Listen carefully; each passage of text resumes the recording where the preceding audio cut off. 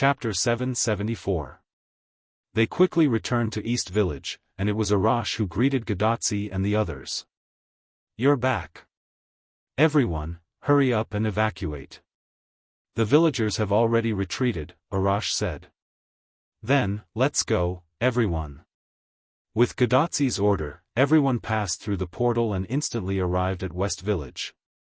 "No matter what, I feel it's incredible that you can teleport over such a long distance. Villo is really abnormal." Roman, who was sitting in the Chaldea control room, watched Gadotsi's coordinates move to a place far away in an instant, and he couldn't help but sigh. Ignoring Roman, Gadotsi immediately looked at the villagers around the portal. "Everyone, let's go. There shouldn't be anyone left behind, right?" The villagers all shook their heads, indicating that no one was left behind. "By the way, why don't I see Miss Hassan and Senior Villo?" Matthew looked around. Other than the few followers and Gadotsi, there were only the villagers of East Village and the villagers of West Village who came to join in the fun.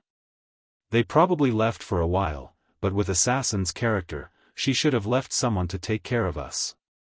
"Of course, I'm the person my master left behind to take care of you, monkey, you." A rather lively voice reached the ears of Gadotsi and the others. Following that, an angel-like figure slowly floated down from the sky, accompanied by a flurry of feathers. "I remember you are Miss Gopril, right?" Matthew was happy that he still remembered the other party's name. "Although as a monkey, although you called my name directly, you are Master's friends." Sigh. Gopril shrugged and looked rather helpless. "If Master finds out that I'm rude to these monkeys, he will definitely hit me on the head." Therefore, Gopril, who chose to follow her heart, suppressed the thought that she couldn't see through the monkey in her heart. Master found something unusual around this village.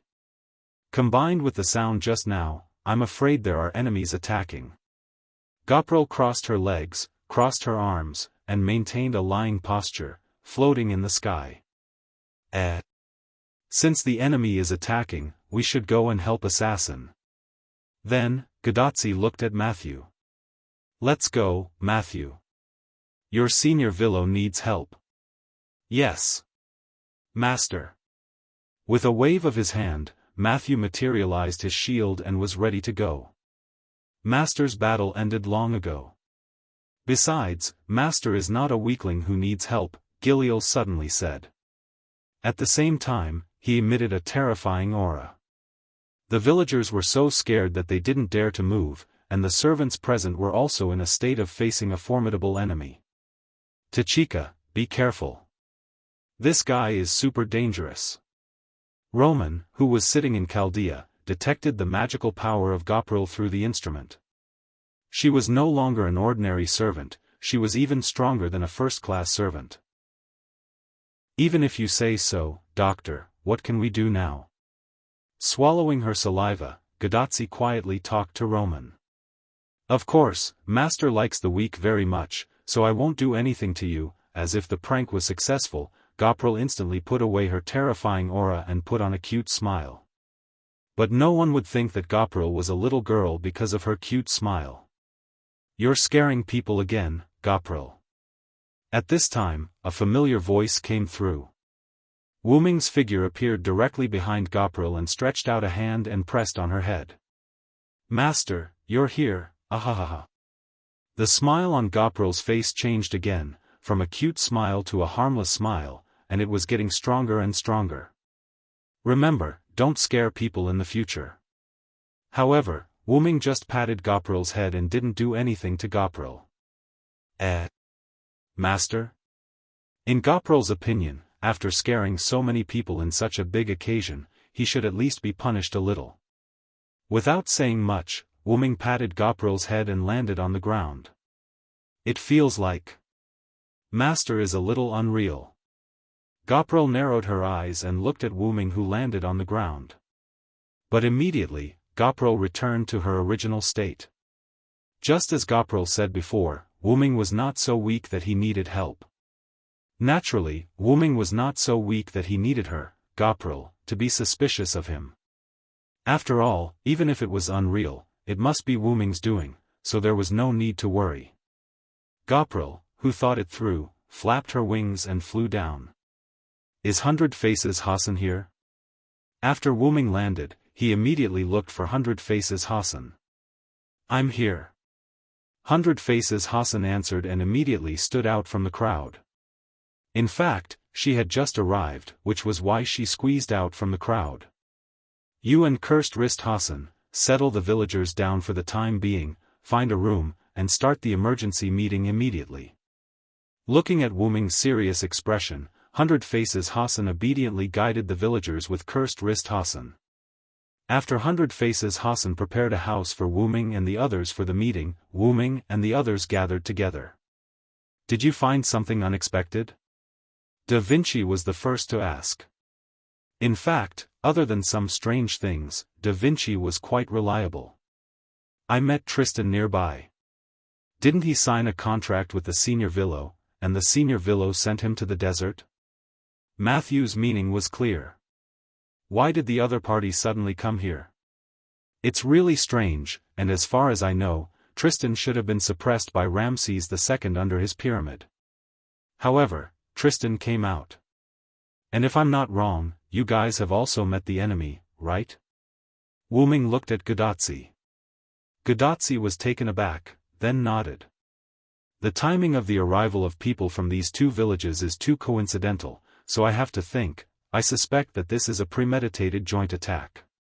Immediately after, Da Vinci touched his smooth chin.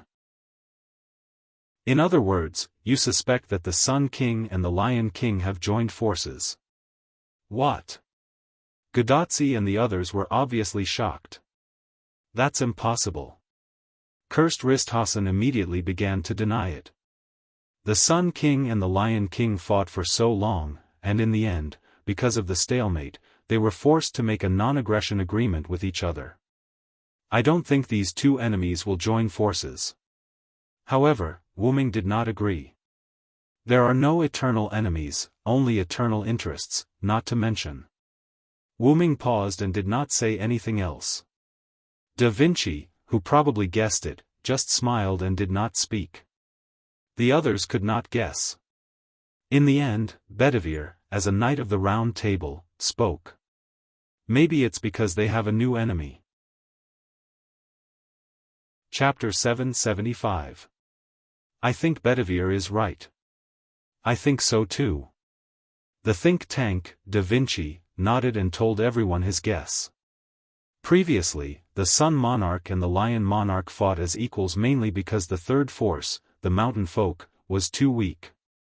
Although it wasn't nice to say that, it was an established fact. But now, there's a new force, which is the new force of angels summoned by the Villo himself. Those angels aren't as weak as the Mountain Folk, so they naturally pose a threat to the Lion Monarch and the Sun Monarch.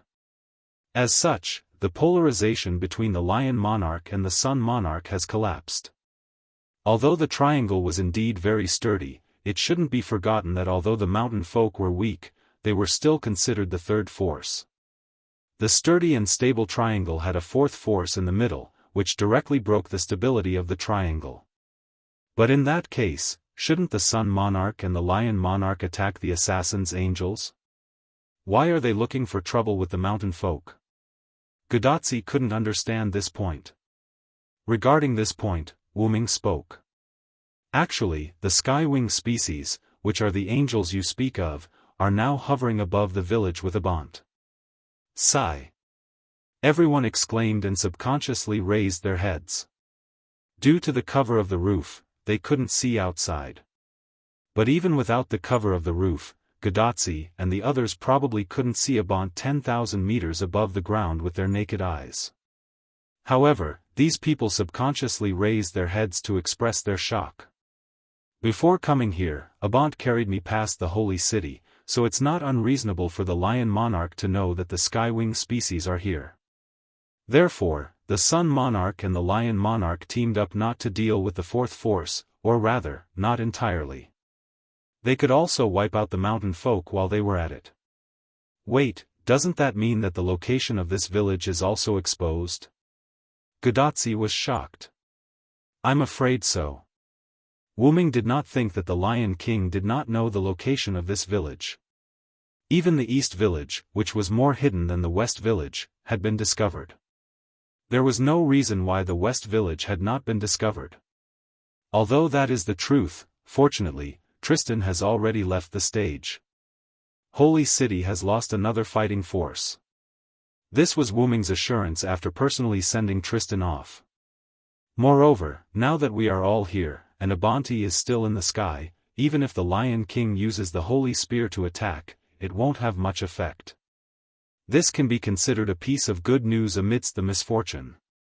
Sitting in Chaldea's control room, Roman leaned back and sighed.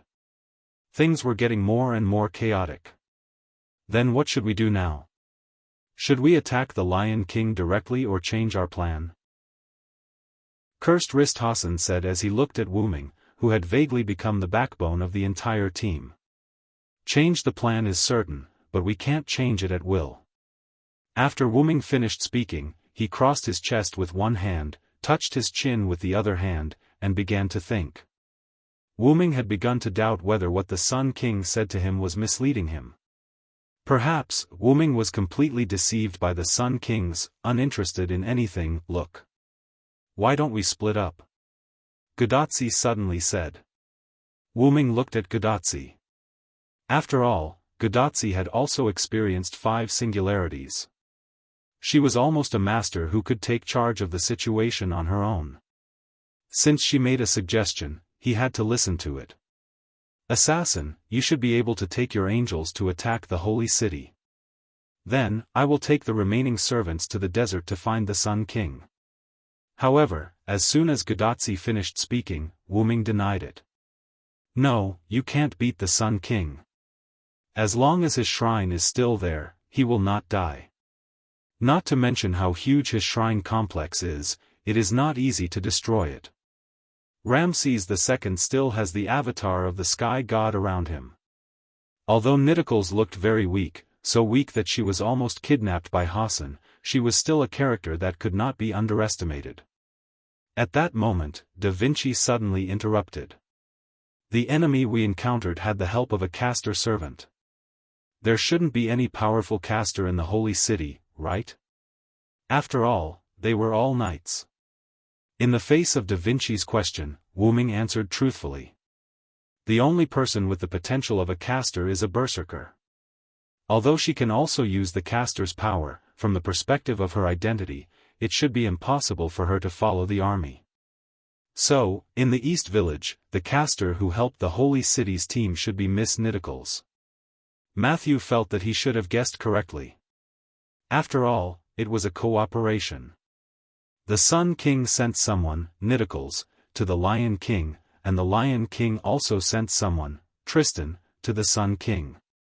And it also explained why Tristan came to the West Village near the desert. This was a cooperation, wasn't it? Even if Nidicles is not on the Sun King's side, Ramses II, who has the blessing of the Great Shrine, is not something you can deal with. Even if it was Wu Ming, it would be quite difficult for him to defeat Ramses II with the blessing of the Great Shrine. Even Wu Ming was quite difficult, let alone others. That was why Wu Ming was not optimistic about Gadotsi. There was no other way. Wu Ming had a lot of servants, but they were not elite. But looking at the Lion King and the Sun King, even if their subordinates were dead, they were still very strong. What's more, their subordinates were not dead yet. So, how about we attack the holy city, and the senior Villo go to the Sun King's side? Matthew said. Since they couldn't do it, then Wu Ming should do it.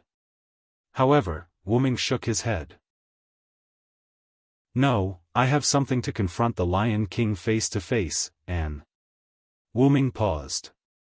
The Lion King is not someone you can defeat. You may not be able to pass Gawain's test alone. Well. Matthew sighed. What should they do? In fact, Wu Ming had a way. After all, he had already used that, but he wanted to see how Gadotsi would choose. When Wu Ming was at his wit's end, Gadotsi suddenly thought of something. By the way, what about Wang Hassan? When Gadotsi said this, everyone also reacted. Yes, Gadotsi and the others did not go to Wang Hassan to travel, but to ask for help.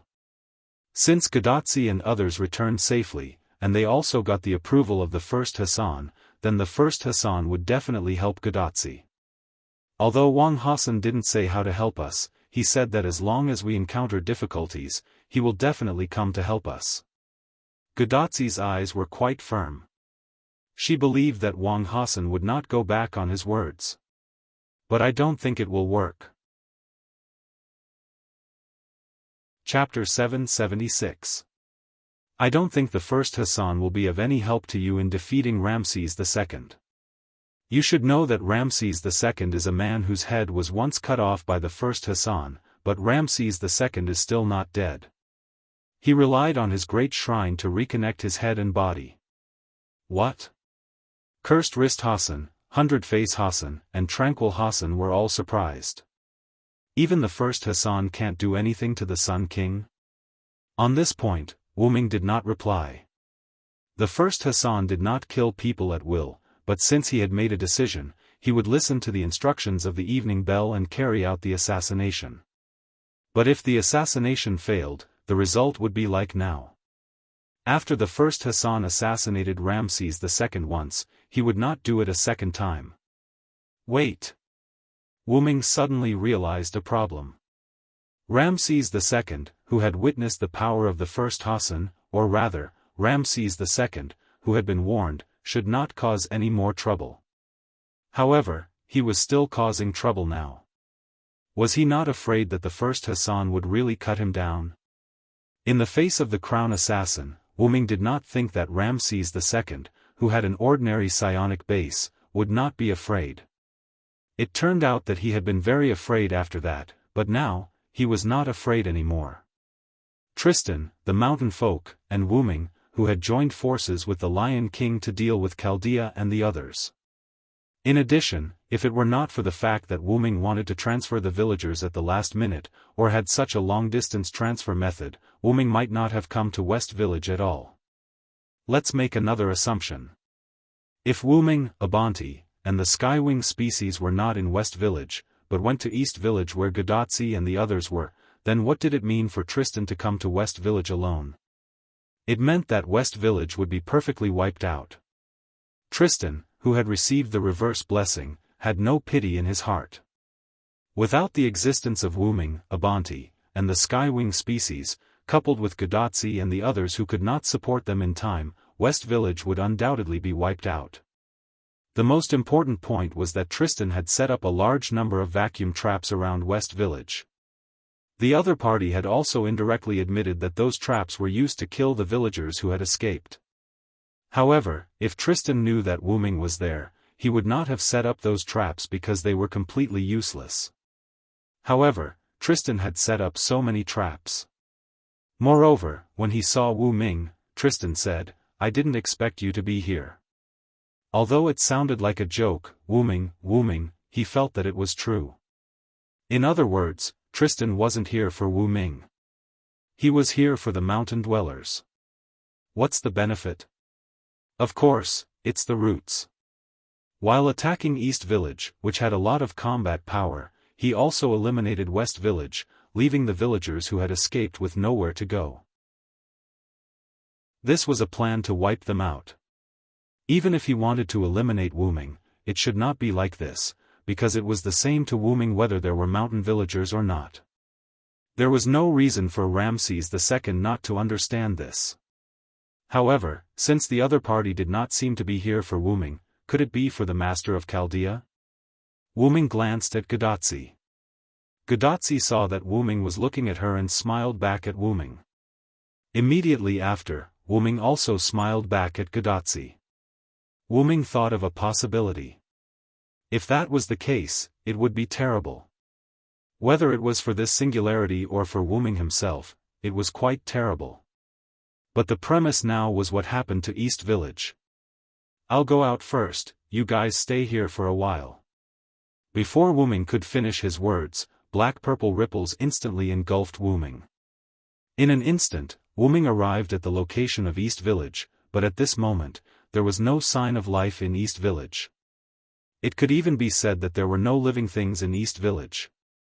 Instantly unfolding his mental power, Wu Ming captured the entrance of the solemn night army hidden on the mountain path of East Village. The leader was Lancelot, and Nitocris was also here. Was Da Vinci right? But this was not the point. The point was that Wu Ming found that the solemn night army had begun to retreat. Although this retreat was somewhat inexplicable, for the sake of Wu Ming's next guess, Wu Ming did not leave but waited quietly.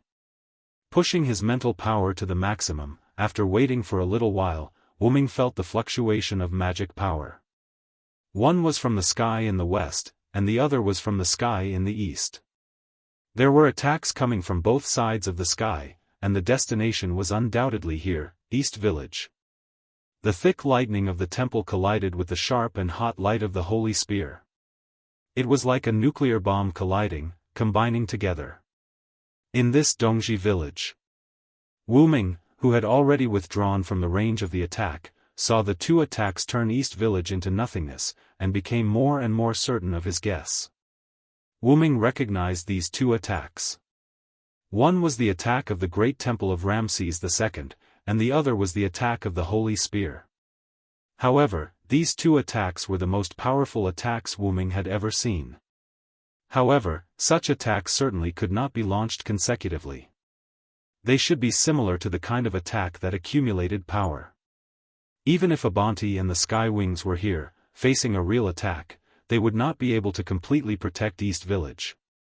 Annihilating the West Village and greatly destroying the East Village, it was as if they were trying to exterminate this special human. If all the humans of this singularity disappeared, then there would be no saving, and humanity's salvation would fail.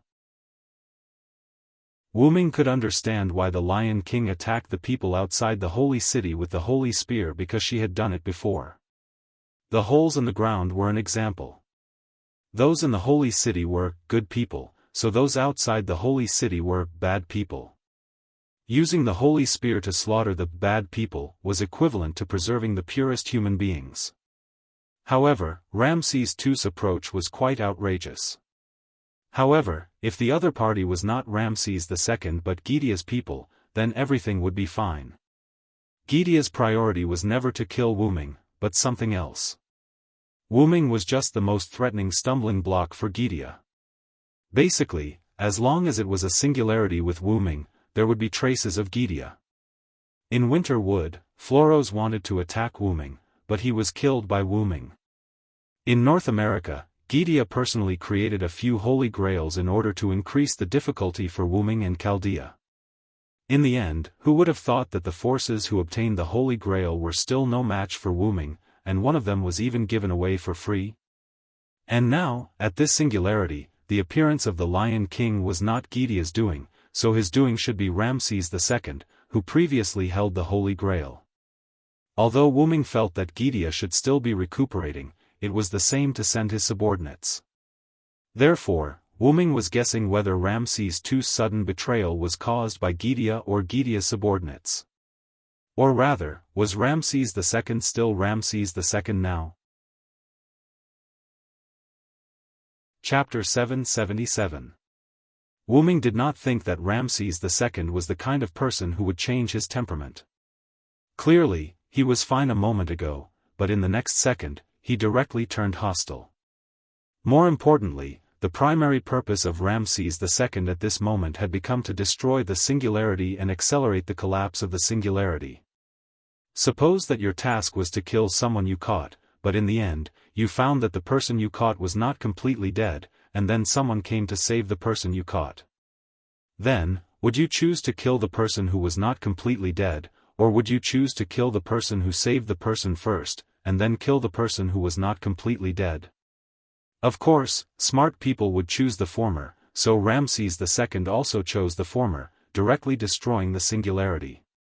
And it just so happened that this choice was also what Gidea was happy to see. As for the Lion King, no matter what her real plan was, she would also be happy to see the destruction of the mountain people. After all, a group of ants building a nest in front of your house, even if they were harmless, you would not like it. The most important thing was that the Lion King needed to collect pure people, and the impure people had to be destroyed. The traces of the Holy Lance's baptism on the earth could also be very good at explaining all this. Therefore, the Lion King and the Sun King began to cooperate. The Sun King released Tristan and let him destroy West Village, while the Sun King lent Nittacles to the Lion King. An army with Castor's magic would definitely be stronger than nothing. If it were not for Chaldea's instrument being indirectly destroyed by Wu Ming and upgraded several times by Da Vinci, perhaps Roman would not have found out that someone was approaching East Village. If that was the case, by the time he found out, the Solemn Night would have already come to the entrance of the village. Although the Solemn Night could not defeat the servants, let alone Wu Ming and Wu Ming's Skywing species, he could not withstand the Solemn Night's many people, and the Solemn Night could fight a war of attrition. Moreover, the Solemn Night did not need to wipe out the villagers of East Village. What was the role of the Solemn Night? There was no doubt that it was used as a foreshadowing, and the real move was still behind. The real move was Wu Ming's nuclear bomb baptism that he saw with his own eyes. The nuclear bomb baptism directly razed Dongji village to the ground. If everything went according to the original plan, Tristan would have already destroyed the West Village by then. Therefore, it didn't matter whether he destroyed the people of the East Village or not. Through this, Wu Ming also understood why only Tristan was loitering around West Village. It was because there was no need to send too many people. Tristan alone was enough. According to the original plan, after the villages on both sides were destroyed, without a fixed residence, the villagers would not be able to survive for long. Don't think that just because you're a mountain dweller, you can live deep in the mountains. It's not like you're a non-human. Mountain dwellers are also human. There must be some who survived, but the number of survivors must be quite small. If the Lion King and the Sun King sent troops to search the mountainous areas, the people of the mountains would definitely be wiped out. Of course, all of this could only be carried out under the premise of going according to the original plan. Tristan being discovered by Wu Ming meant that this plan couldn't be carried out. Even if Wu Ming wasn't in the West Village, Agbont and Gopril would be enough to make Tristan suffer. However, what Wu Ming didn't understand was how the other side knew that there were only 2 villages in the mountain dwellers. And how did they discover and attack them almost simultaneously? Wu Ming still couldn't figure this out. However, if there were Gidea's people on the Sun King's side, or if the Sun King himself had been replaced by the demon god Pillar, knowing the specific location of the 2 villages wouldn't be too hard to accept. After all, it was Gidea. After obtaining the black soil, the other side was much stronger than before.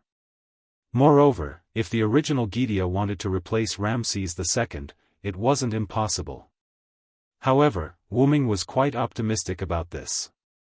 Looks like Gidea can't sit still anymore. Wu Ming smiled. After all, it was because he was worried that he took action again. However, the other side didn't expect me to discover Tristan. They also didn't expect me to be able to transfer the villagers of the East Village to the West Village. However, if they continued to wait, the other side might make a comeback. This wasn't what Wu Ming wanted to see. As the saying goes, offense is the best defense. Even if the plan of Wu Ming's group was disrupted, because of Wu Ming, the other side's plan was also disrupted. Next, it would depend on who made the first move. Then, let's go back first. Wu Ming said. Gadotsi and the others were probably anxious from waiting. With a wave of his hand, Wu Ming opened a teleportation gate and directly went in. In an instant, Wu Ming returned to the temporary meeting room in the West Village. As soon as Wu Ming returned, Gadotsi immediately pounced on him. Assassin! We have a way to deal with the Sun King. Gadotsi was quite excited, like a golden retriever eager to be patted by its owner. After patting Gadotsi's head, Wu Ming said. Then tell me, what is the way? At this time, the servant who had the ability to solve the problem of Ramses II's shrine stood up. About the great shrine of Ramses II, my noble phantasm should be able to destroy it. Wu Ming took a closer look and it turned out to be Arash. So that's how it is. The earth-shattering strike was sublimated and became a noble phantasm. Although that was what he said, Wu Ming was a little worried. So, what was the price? Was it like the legend where the body was directly torn apart? However, Wu Ming did not ask, and the other people did not speak. Even Roman in the control room did not speak this time. As long as the great shrine is destroyed, the Sun King should not have that kind of powerful immortal ability. At that time, with the help of King Hassan, we can defeat the Sun King. Gadotsi was full of confidence. However, Tachika, you still have to be careful. Wu Ming looked serious. Anyway, the other party is also a top-level servant.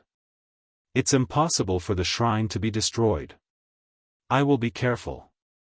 Gadotsi smiled and nodded. However, Gadotsi pulled Matthew over. And Matthew will protect me, don't worry. Yes. Yes, Villo-senpai, I will protect Master. Although he was a little flustered because of Gadotsi's sudden attack, Matthew still replied with confidence. Seeing such a scene, Wu Ming was almost relieved. Wu Ming took Gadotsi's hand and said blessings.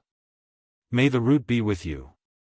No one noticed that a strange command spell was attached to Gadotsi's shield-type command spell.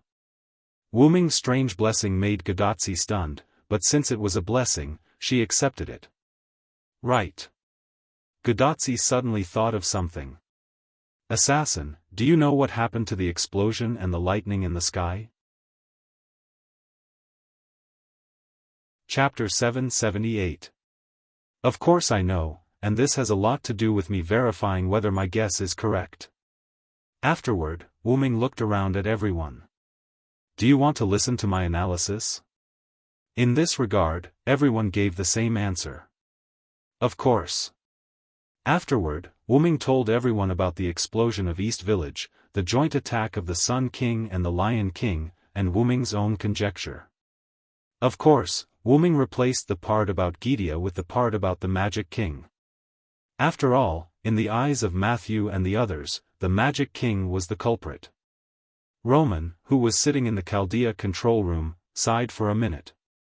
Because Wu Ming had already sorted out his thoughts, he spoke very quickly. In other words, we are now attacked from both sides. Although the situation was very bad, Da Vinci could still laugh. As expected of Da Vinci's kin. After listening to Wu Ming's explanation, Matthew looked incredulous. This is too, the Sun King, who was originally neutral and had indirectly helped them, suddenly joined forces with the Lion King and launched such a powerful attack on them. This not only made Matthew somewhat unacceptable, but Gadotsi was also surprised. Of course, these are just my guesses. No one said that this is right. Wu Ming shrugged. Although Wu Ming said so, but, according to the Villo's logic, this is probably the case. Roman, who was in the Chaldea control room, said regretfully.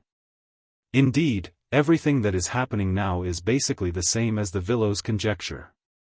It can't be denied even if you want to.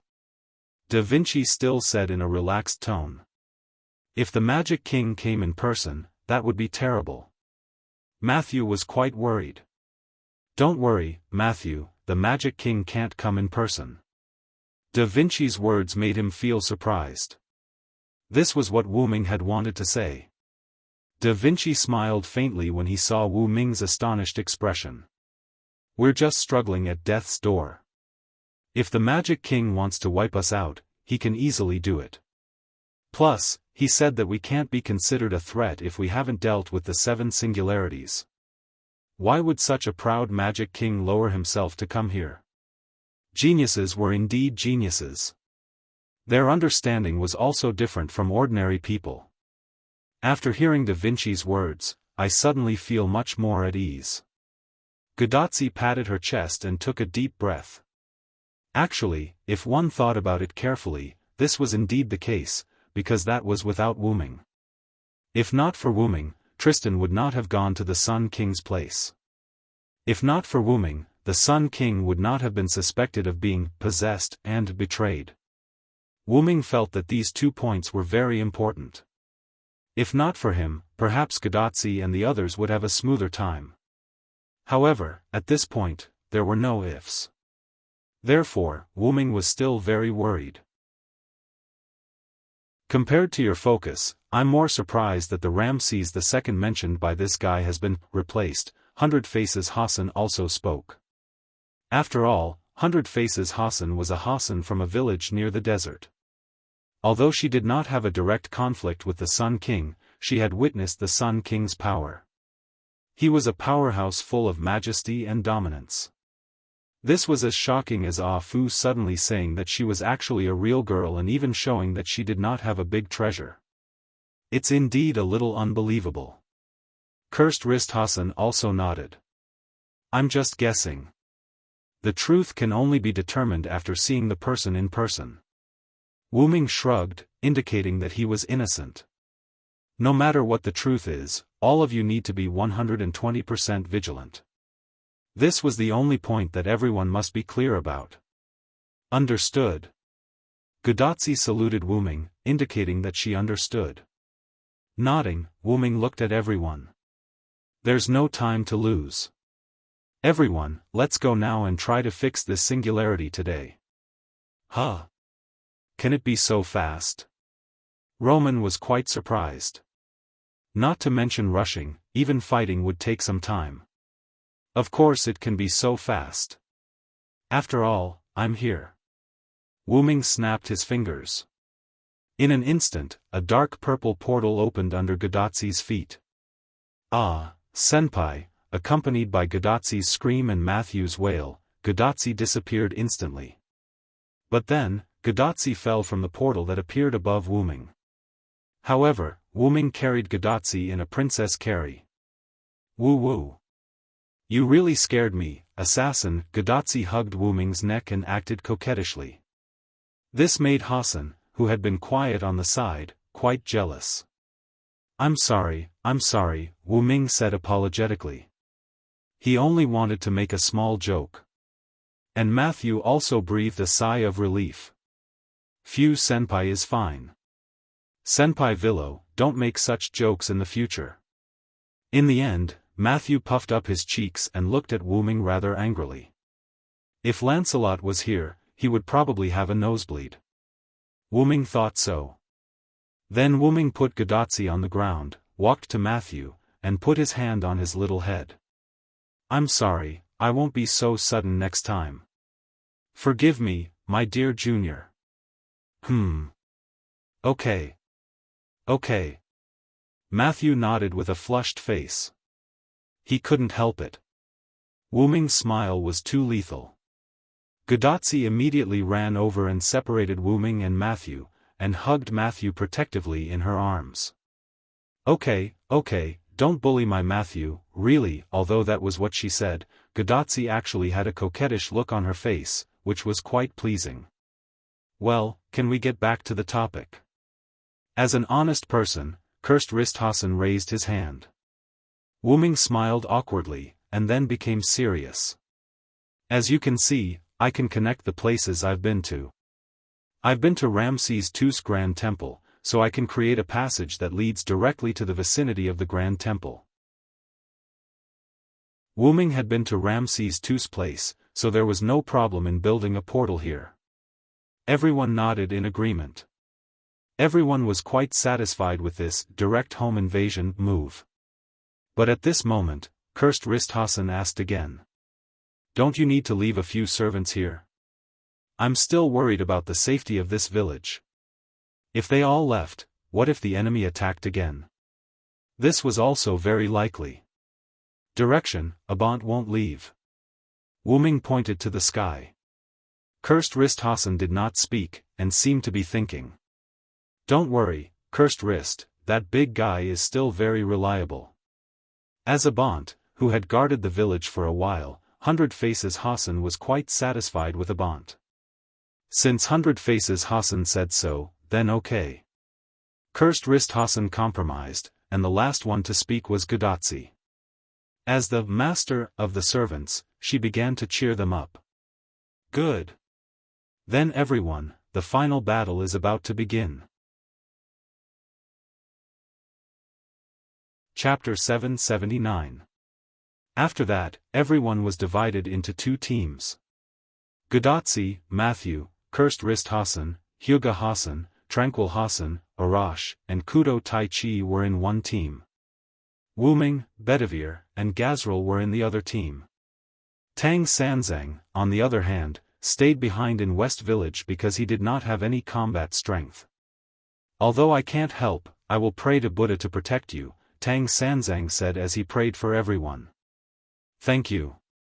We will definitely return successfully, Master Sanzang. Gadotsi was rather confident. We're ready. Assassin, you can begin, Gadotsi said to Wuming. Nodding, Wuming was not in a hurry to open the teleportation gate. Instead, he shouted into the void. Azrael. Yes, Master. The green-haired girl appeared out of thin air. Miss Azrael? Matthew was surprised. After all, Matthew and the others had not seen Azrael since their first meeting. Actually, Azrael has been hiding by Tachika's side under my orders to protect Tachika. After Azrael appeared, Wuming began his explanation, explaining why Gadotsi and the others had not seen Azrael except for their first meeting. I see. That person who was covering for us at the entrance of the mountain was also Azrael, right? Gadotsi widened her eyes, looking as if she had seen through everything. Indeed, it was me, meow, Azrael replied playfully with a hint of cuteness, but Gadotsi and the others, who had seen Azrael before, did not find it funny.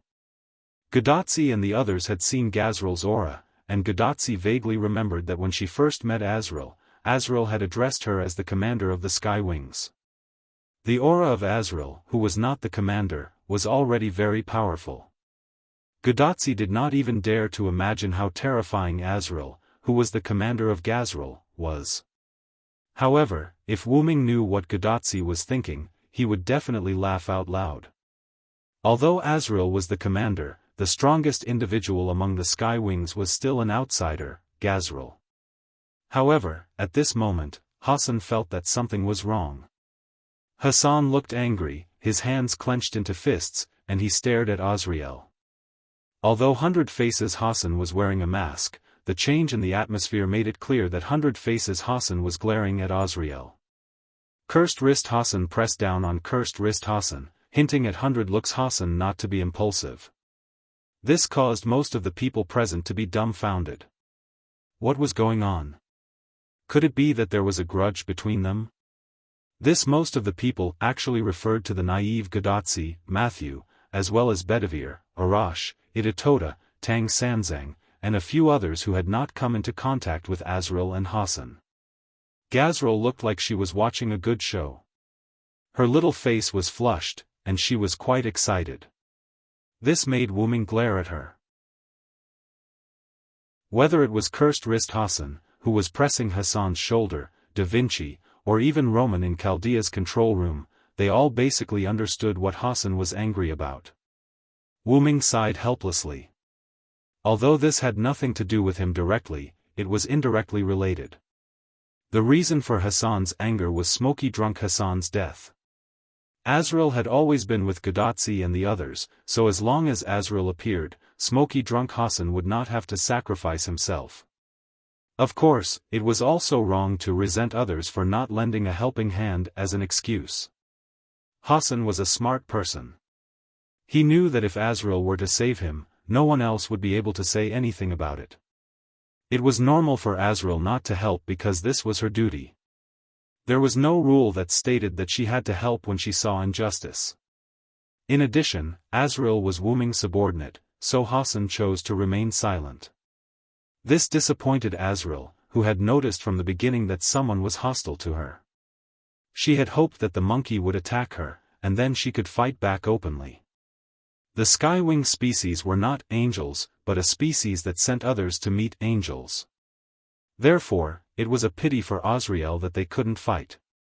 In the corner, quiet Hassan put his hands on his chest and heaved a sigh of relief. Although she didn't know what had happened between Hassan and Azrael, she didn't want to cause internal strife. On one side was her compatriot, and on the other side was the subordinate of someone who was not afraid of her poison. It could be said that Quiet Hassan was the last person who wanted to see Hassan and Azrael get into a conflict. "That's great, Sir Villo." Looking at Wu Ming's back, Quiet Hassan prayed silently. Wu Ming did not pay attention to Quiet Hassan. When he saw Hassan loosening his clenched fist, Wu Ming knew that this matter was not going to get out of hand. It was not that Wu Ming was gloating. It was quite unfavorable for them to have internal strife so close to the final battle. "In short, I will let Azrael go with you. Azrael, it's the end, so don't be stingy with your magic power. Just do it." 100 Faces Hassan did not pursue the matter, and Wu Ming would not mention it again. It was better to just turn the page. "Yes, Master." Azrael bowed slightly and accepted Wu Ming's words.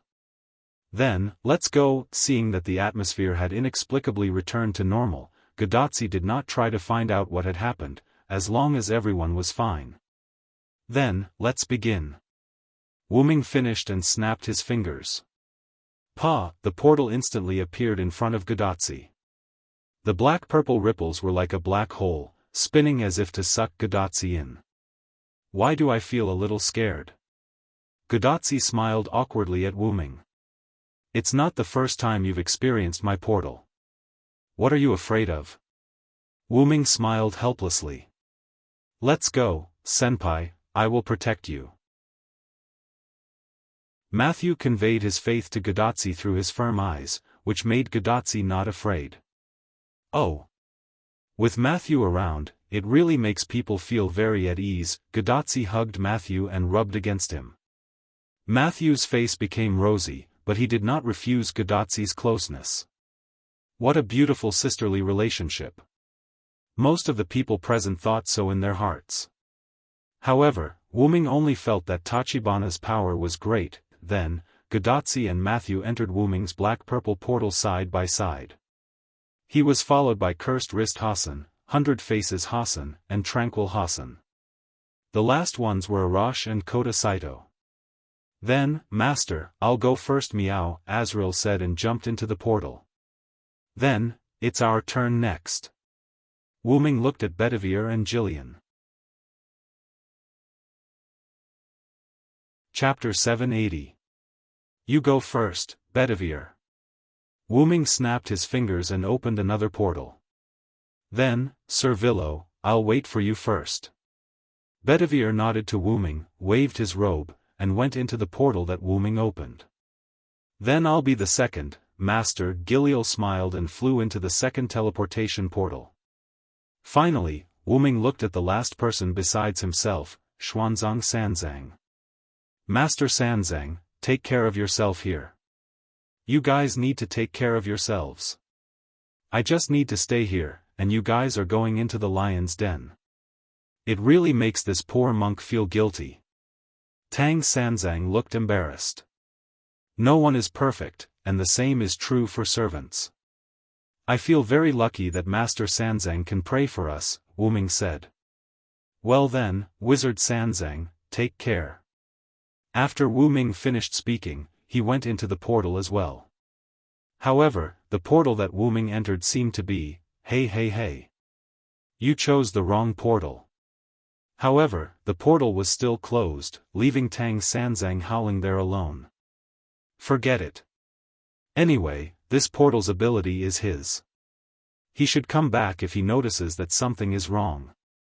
Tang Sanzang sighed. Walking to the window, Tang Sanzang looked at the blue sky, lowered his head, and prayed. Amitabha, indeed, Wu Ming entered the first portal last, which meant that the portal that Wu Ming entered was the Sun King side. However, that was not because Wu Ming chose the wrong portal, but because Wu Ming had deliberately chosen it because Wu Ming had already started a war with the other side in the Holy City. Skywing species surrounded the gate of the Holy City, arranged in 3 rows in the sky, and the magic power in their hands was constantly surging. Wu Ming floated behind the 3 rows of skywing species, looking down with his hands crossed in front of his chest. Whoosh! The first row of skywing species launched a ball of magic power at the gate of the Holy City like a cannonball, causing a big explosion. Boom! Immediately afterward, the skywing species in the first row immediately floated up and retreated to the back of the third row. They began to reorganize themselves and became the new third row. As for the second row, they took a step forward and replaced the first row as they launched their attacks. Because they were charging up while the original first row was attacking, the damage dealt by the new first row was particularly obvious. Boom! As for the new first row, after releasing their attacks, they floated up to the current third row, which was behind the original first row, and began to repair themselves. The original third row had now become the first row. Because they had begun accumulating power when the first row released their attacks, they were now able to directly launch their attacks. The power of their attacks was still not bad compared to the first row. Boom! Immediately after, this row retreated to the last row and began to reorganize. The original first row became the first row once again, and because they began to accumulate power when the first row launched their attacks, they could also directly release their attacks now. In this way, the 3 rows of skywing species repeatedly attacked the holy city below without stopping. That's right. This was the simplest 3-section formation. Through the alternation of the 3 rows, they could instantly release attacks that couldn't be released instantly without stopping. Moreover, it was a highly concentrated attack. However, because the ordinary skywing species were berserker, it could be said that they couldn't even use such an ordinary formation. All of this was actually under the command of Wuming. With the contract as a link, Wuming had no problem giving some tasks to the skywing species as their master. Wuming was now rather helpless about the skywing species becoming berserkers. It was quite disadvantageous for a social creature to become berserkers because the advantage of social creatures was cooperation. One couldn't expect a group of berserkers to cooperate with each other. Fortunately, the skywing species still obeyed their master's orders as servants, so Wuming had no problem commanding the skywing species in battle. The 3-section formation kept firing, and with the skywing species in the air, the people of the holy city couldn't show their faces at all. This made things difficult for the gatekeeper, Gawain. Damn it! Is the enemy's magic infinite? Gawain, who was leading a group of solemn knights to hide behind the holy city's gates, was depressed. Although Gawain's combat strength had increased 3-fold under the sun, he wouldn't foolishly charge into the sea of cannons and take the damage.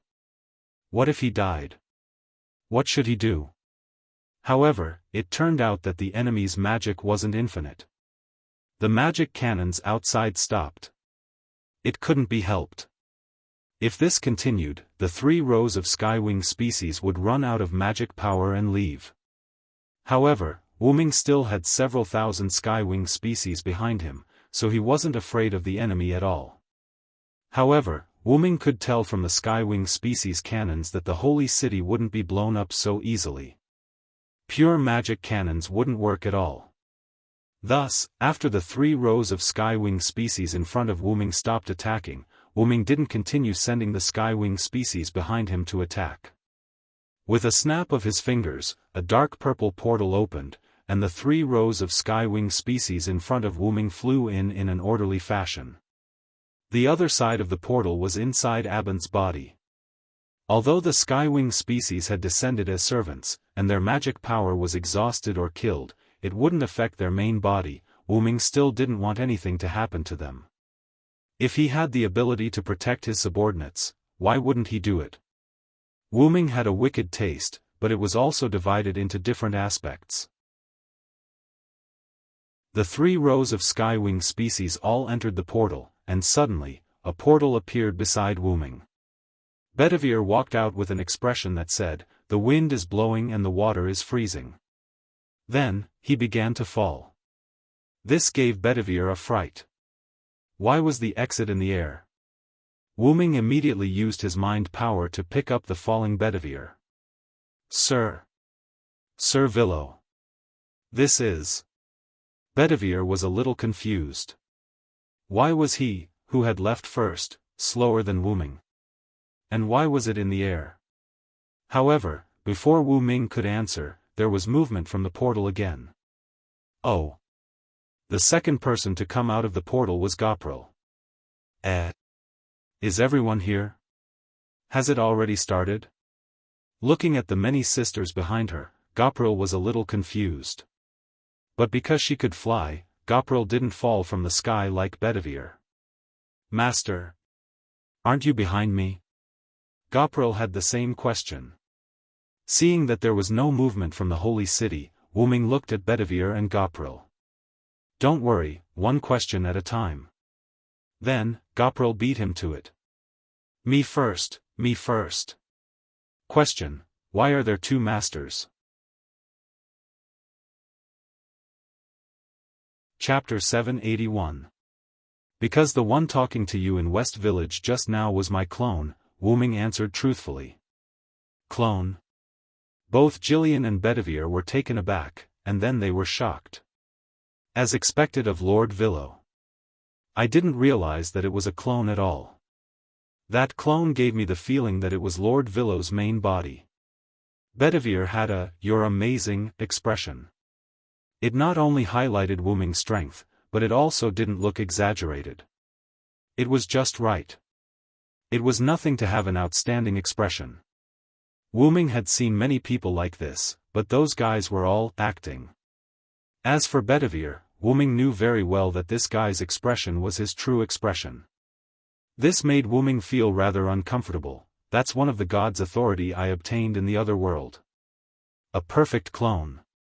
Except for the extremely special ability that can't be replicated, the clone is exactly the same as the main body. This authority was naturally Wuming's 12 clones dependent incarnation. However, the dependent incarnation had already been used by Wuming when he summoned the Skywing species, so why could he continue to use it? This was thanks to the Dragon Seed incarnation. The Dragon Seed incarnation mainly gave Wuming the ability to dragonize, but Wuming was a dragon himself, so this ability was slightly useless.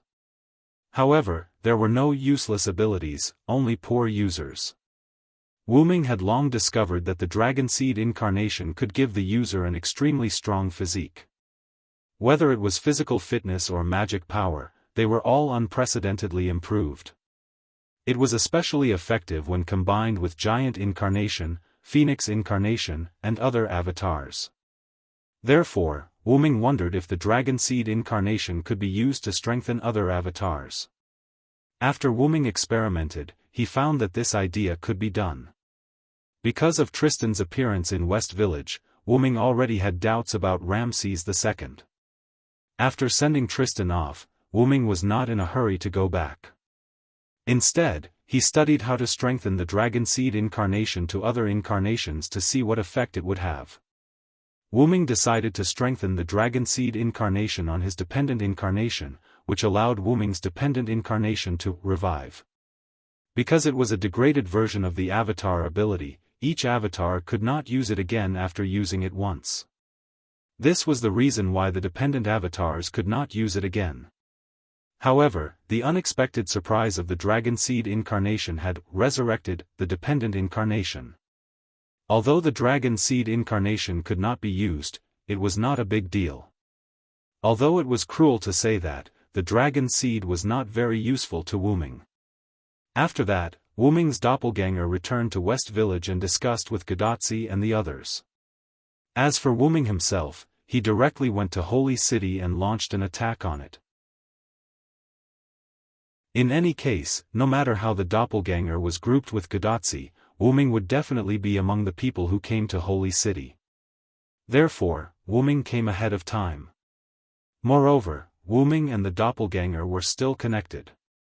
Although they could not share images, they could at least exchange information. In addition, the doppelganger and the main body were the same person. Wuming was not worried that the doppelganger would mess things up. I see. That's why I felt that the doppelganger master was a little illusory. Gopril completely understood what was going on. Instead, it was Silent Wonder who looked at Gopril in surprise. Even his own mother would not be able to tell, yet Gopril, a mere skywing species, was actually able to see the clues? Could it be that the vitality incarnation ability in Gopril's body made Gopril and Wuming's dependent incarnation have a little mutual encouragement? Wuming felt that this should be the case. Sir Villo, have you already started a war with Holy City?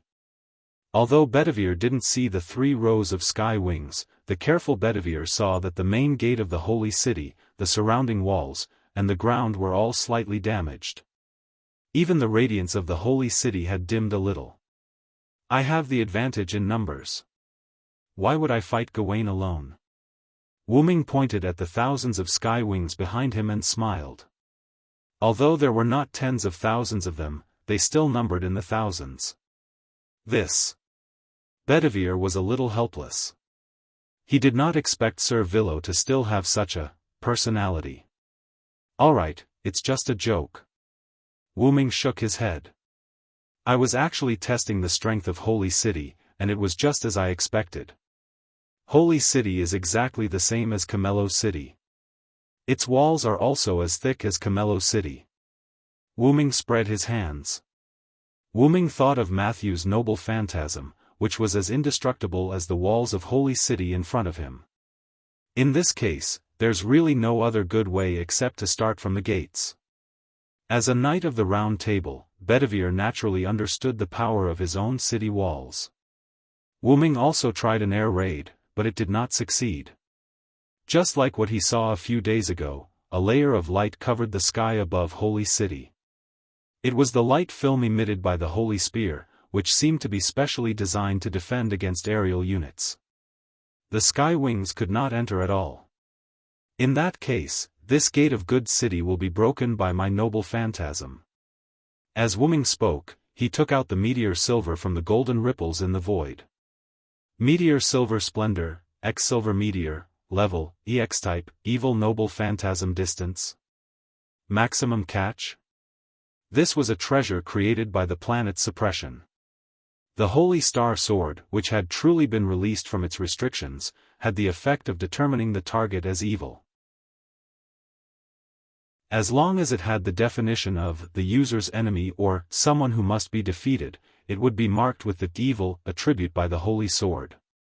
The target of the determination was both a person and an object. Even concepts such as space and time could be included in the determination. Ever since the meteor silver had been consecrated by the suppression, after the transformation, it had gained this powerful noble phantasm. It was with this noble phantasm that the fledgling Wuming successfully defeated the other party in the battle with the Indian demigod Karna. However, it was only a narrow victory. Karna was mainly completely shrouded in the aftermath that could not spread out. To put it simply, he was affected by the aftermath. Karna, who had unleashed his most powerful attack, had lost his invincible armor, and had been affected by the aftershock of the collision between his most powerful attack and Silent's most powerful attack. How could he not be forced out of the arena? And Wuming still had armor and recovery potions at that time, so naturally, he could survive more than Karna. Back to the main point, the main effect of Wuming's noble phantasm was to determine the target of the attack as evil, and then he would launch the attack. At that time, Wuming, who was fighting Karna, had used this noble phantasm more like a light cannon than an evil judgment. That was why he had won by a narrow margin. However, Wuming was no longer immature now. He could fully unleash the true power of this sword. Chapter 782. At this moment, Wuming suddenly received news that his clone and Gadotsi had gone to an incredible place.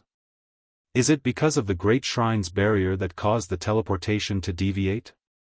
Wuming muttered to himself in an extremely soft voice. This was Wuming's oversight. When Wuming had gone to find Ramses II, Ramses II's Great Shrine had blocked Wuming's teleportation gate.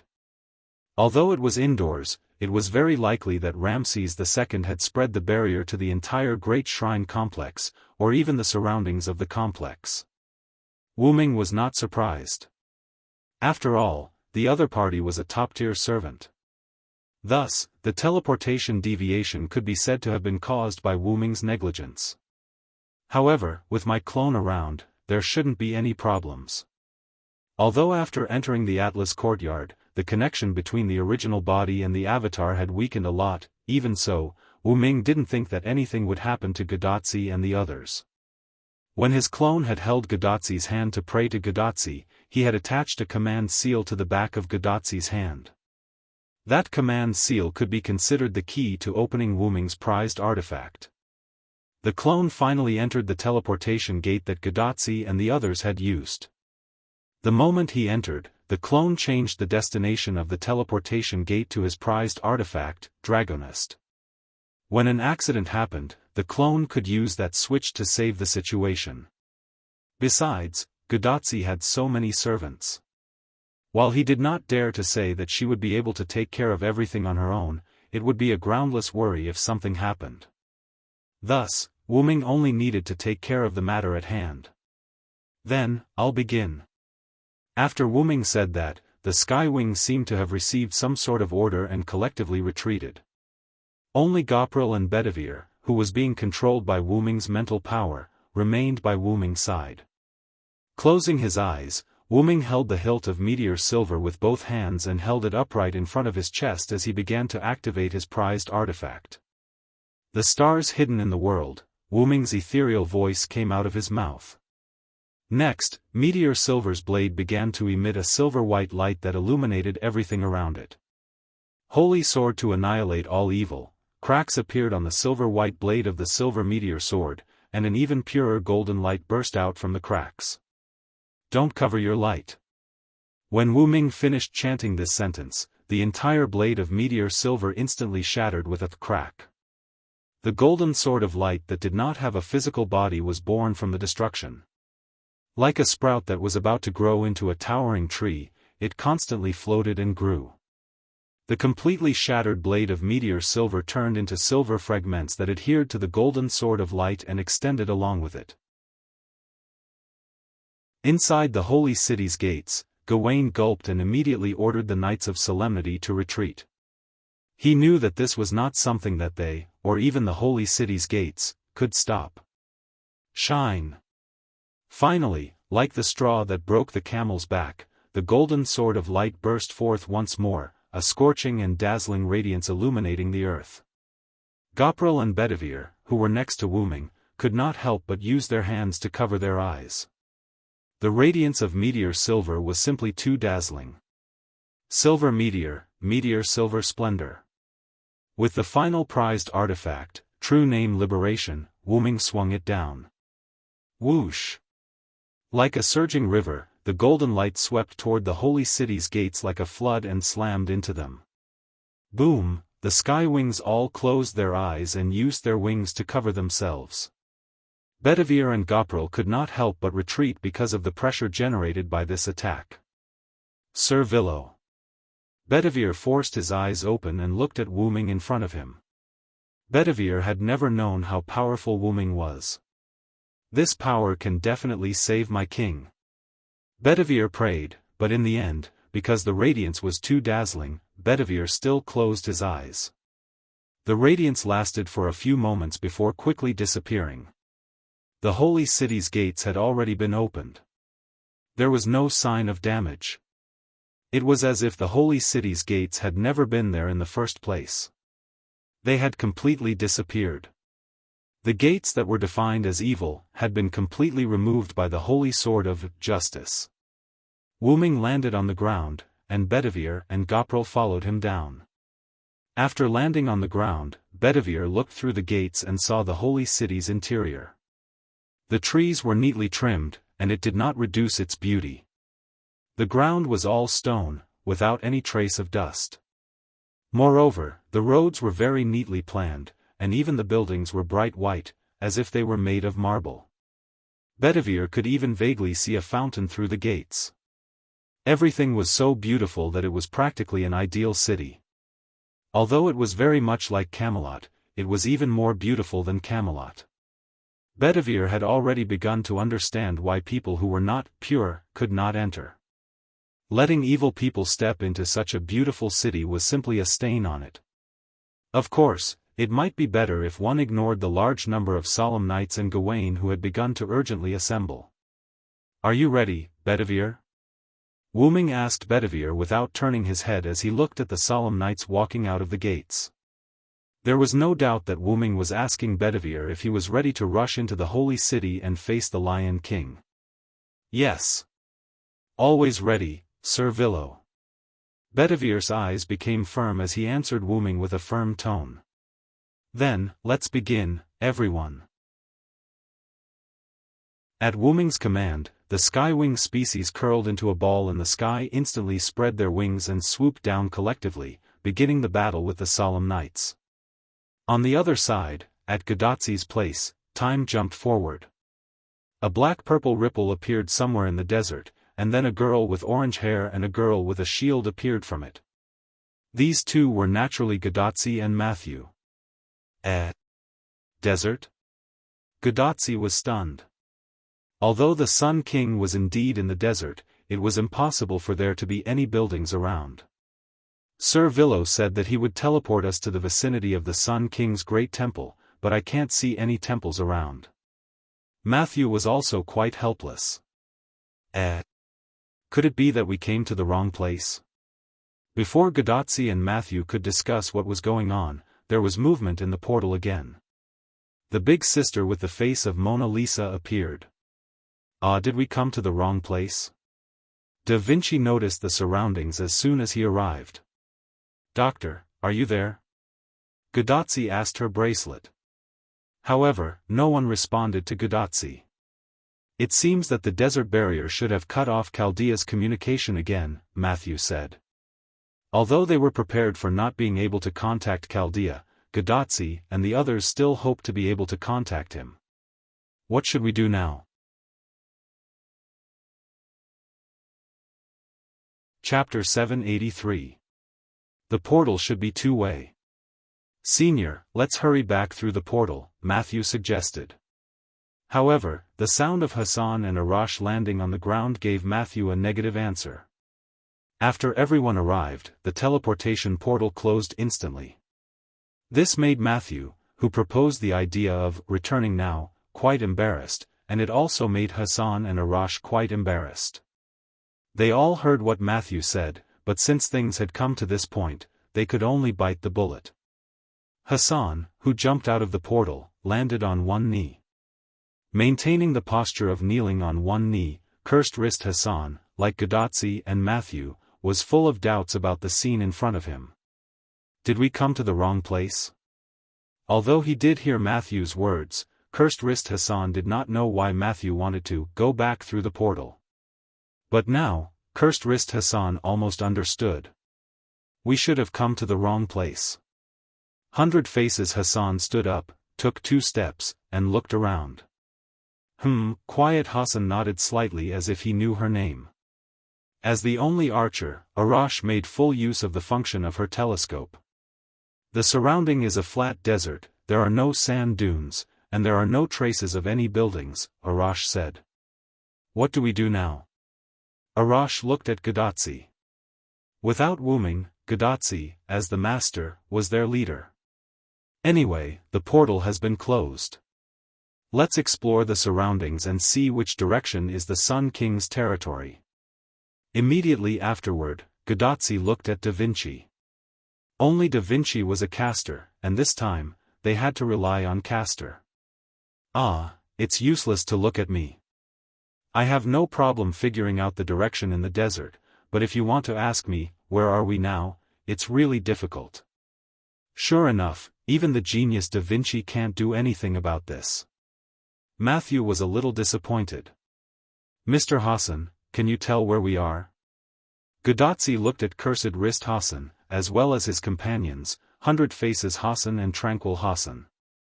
Although our Hassan is not afraid of the sandstorm in the desert, if we didn't come here ourselves, we wouldn't know where we are in the desert now. Cursed Wrist Hassan shook his head and gave Gadatzi a disappointed answer. Then what should we do? Gadatzi had a "we're done for" look on her face. I've discovered something interesting. Da Vinci suddenly spoke. Although Da Vinci was unable to complete Gadatzi's request, Da Vinci was still capable of simply exploring the surroundings. What did you discover, Da Vinci's lover. Gadazzi quickly walked up to Da Vinci. There's a barrier in front of us. But, Da Vinci's lover, our main task now is to crusade against the Sun King. How can finding a barrier help us at this time? Matthew was puzzled. Although that's true, Matthew, if there's a building with a barrier in the desert, if it doesn't belong to the Sun King, then there must be a big secret. After all, the Sun King had moved all the buildings together to form his temple complex. Now that we have no clue, there's no harm in taking a look. Maybe we can find out where we are now. With that, Da Vinci took the lead and walked over. Hey, wait for us, Da Vinci's lover. Gadazzi pulled Matthew and quickly caught up. Meanwhile, the three Hassans and Arash looked at each other. What should we do? Cursed Wrist Hassan asked quietly. Follow me. 100 Faces Hassan finished speaking, and with a handsome swing, he followed Gadazzi. Quiet Wrist Hassan followed closely behind 100 Faces Hassan. Indeed, as Ms. Da Vinci said, we can only take one step at a time. Arash smiled and said something to Cursed Wrist Hassan, then quickly followed. I didn't say I wouldn't follow, I just wanted to ask. Scratching his head, Cursed Wrist Hassan, who was left alone, also followed. Wu Ming's clone in the Dragon Lair space saw the situation outside through the special command seal on the back of Gadazzi's hand.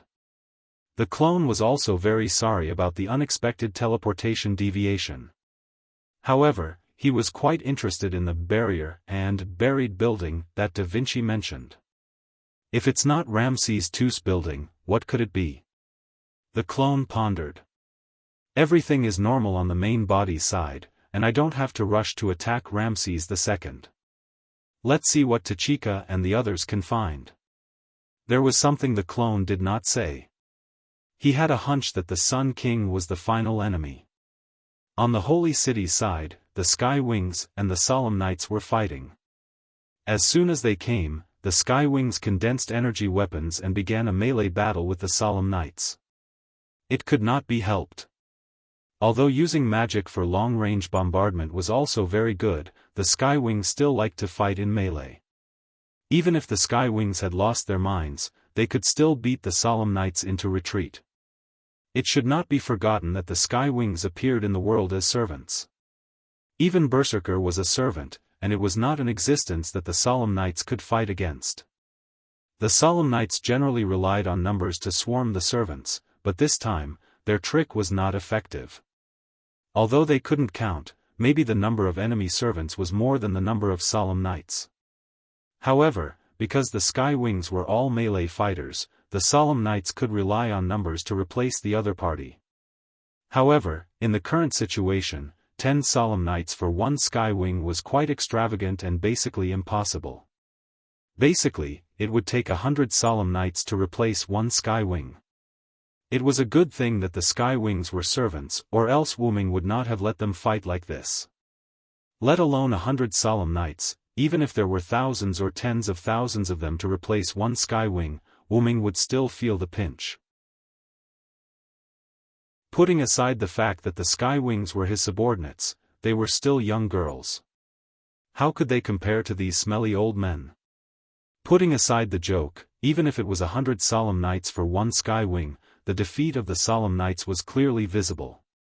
If not for the fact that there was no order from above, Gawain might have already ordered the Solemn Knights to retreat.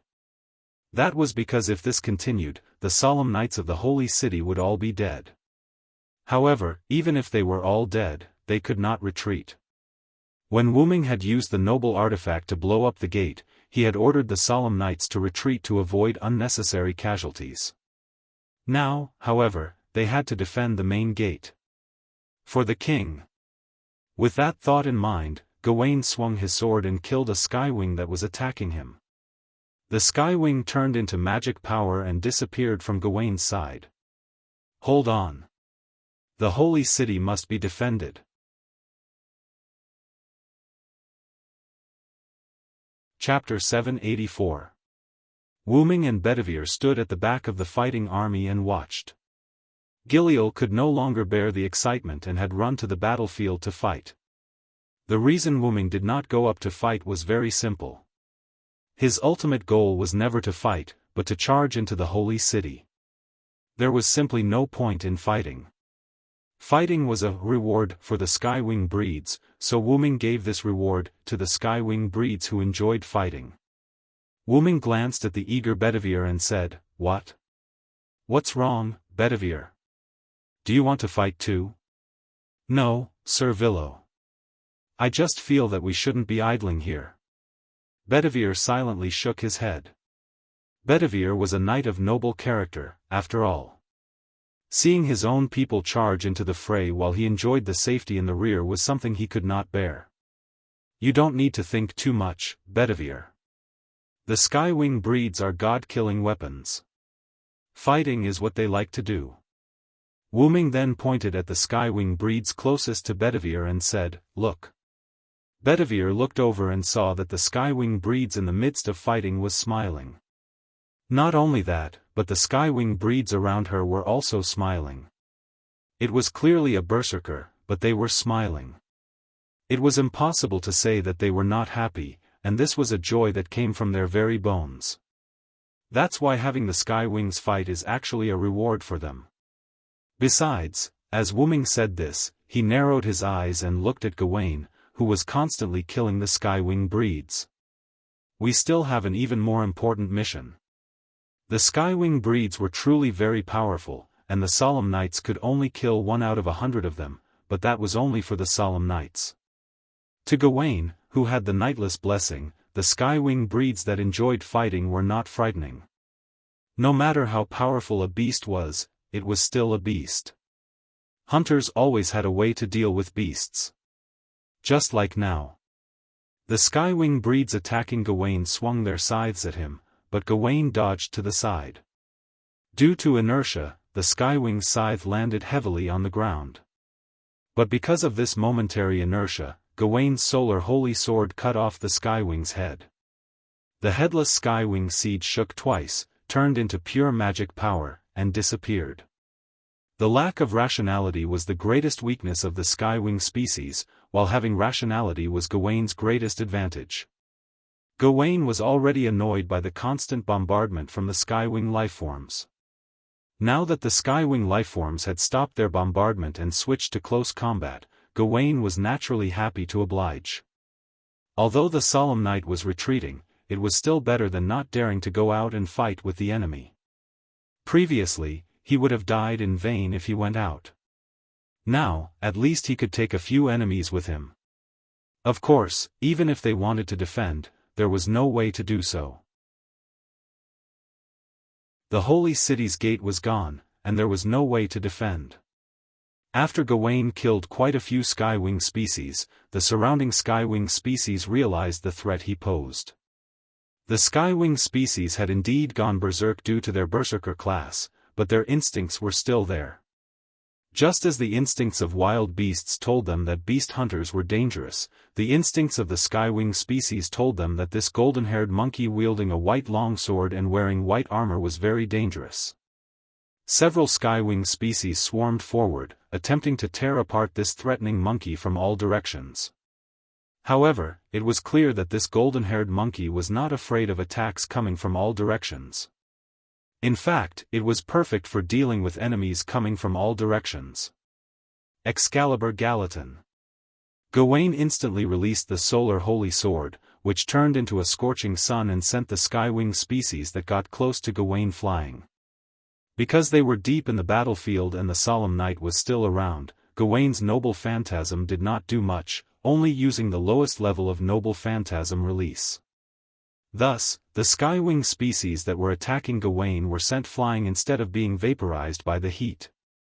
However, even the lowest level of Noble Phantasm release was still quite scorching for the Skywing species that were close to Gawain.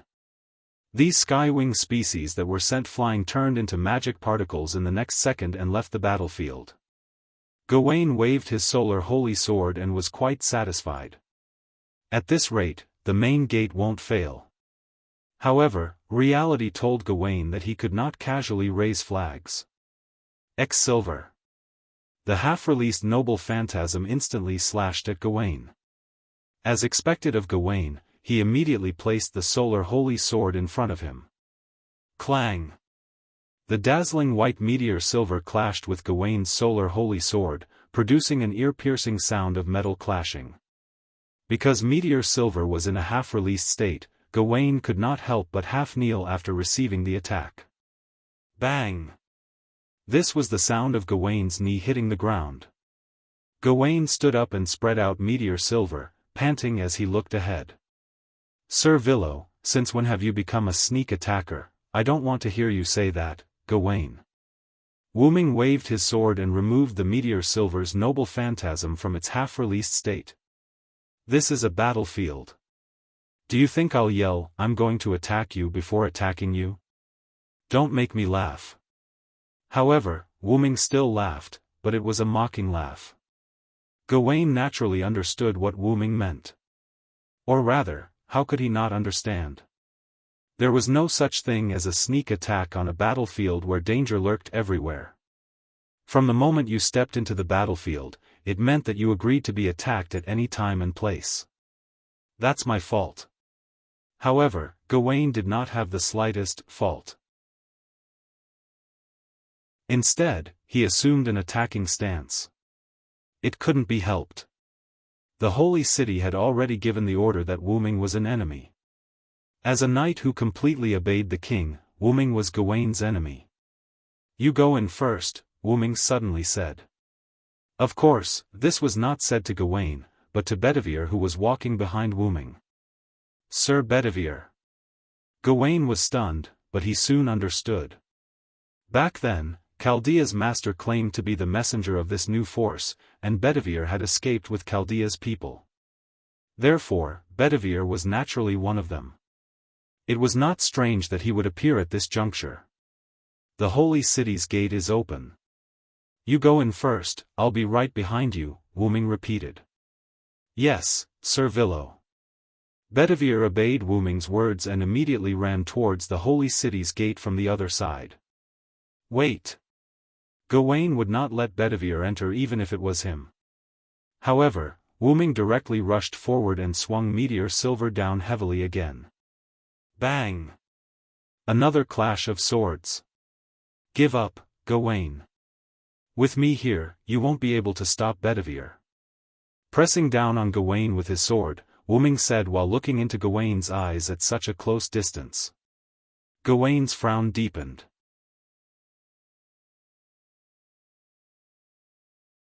Chapter 785.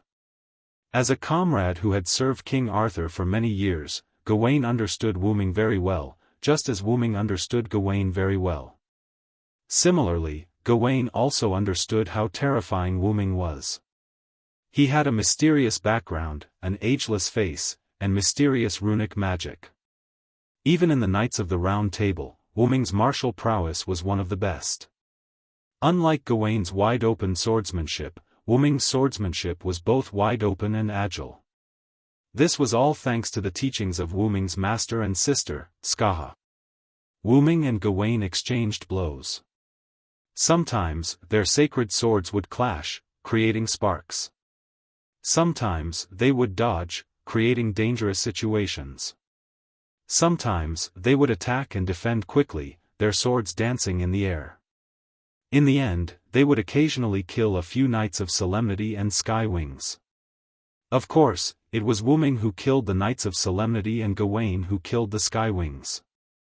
Although it was only a few exchanges, if an expert was present, they would realize that Wu Ming and Gawain had engaged in an extremely thrilling exchange of blows.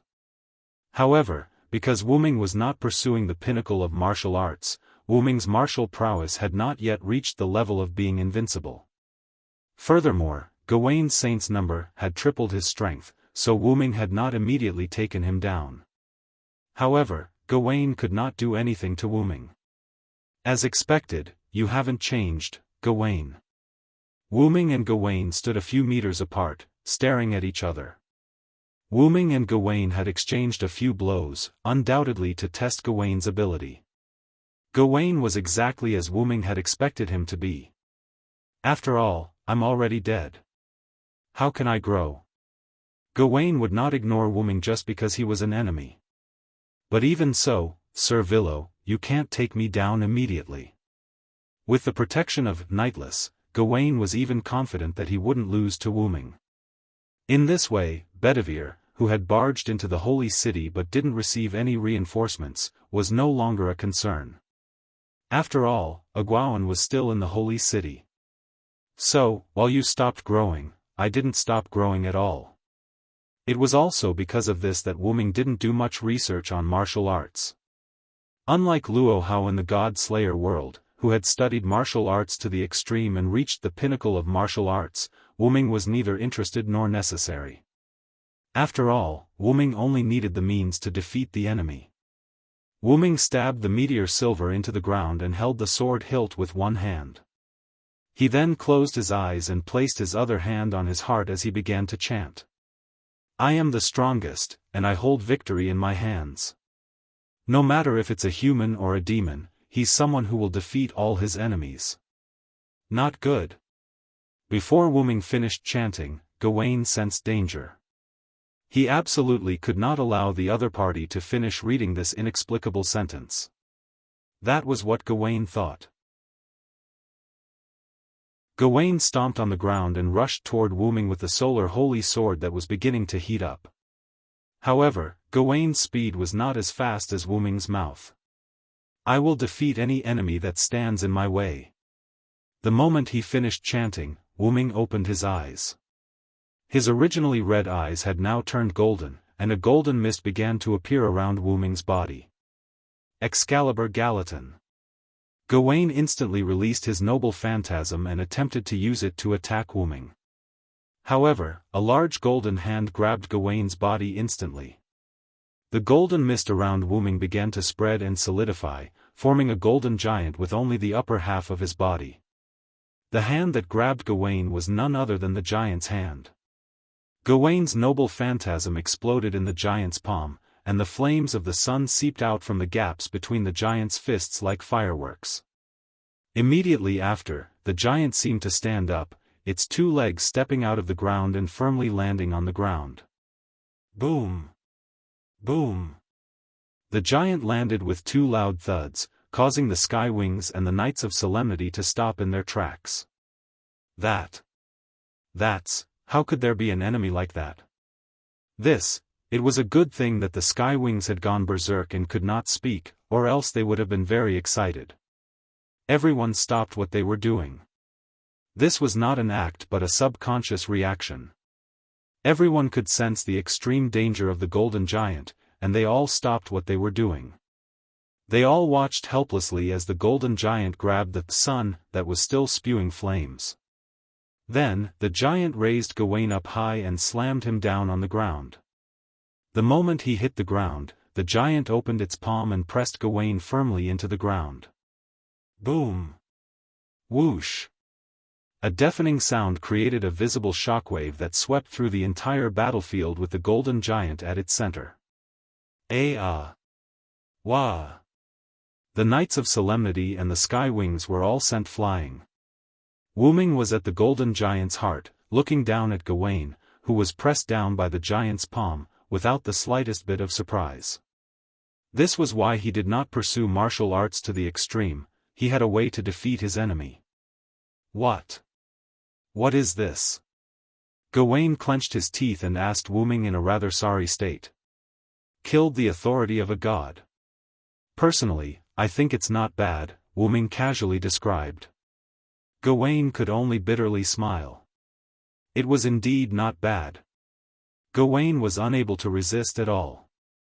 Gawain's flames could indeed cause damage to the golden giant, but they were not very effective. Furthermore, the golden giant was formed from dense air, and it would immediately replenish itself after being burned. Thus, Gawain had no way of dealing with the giant.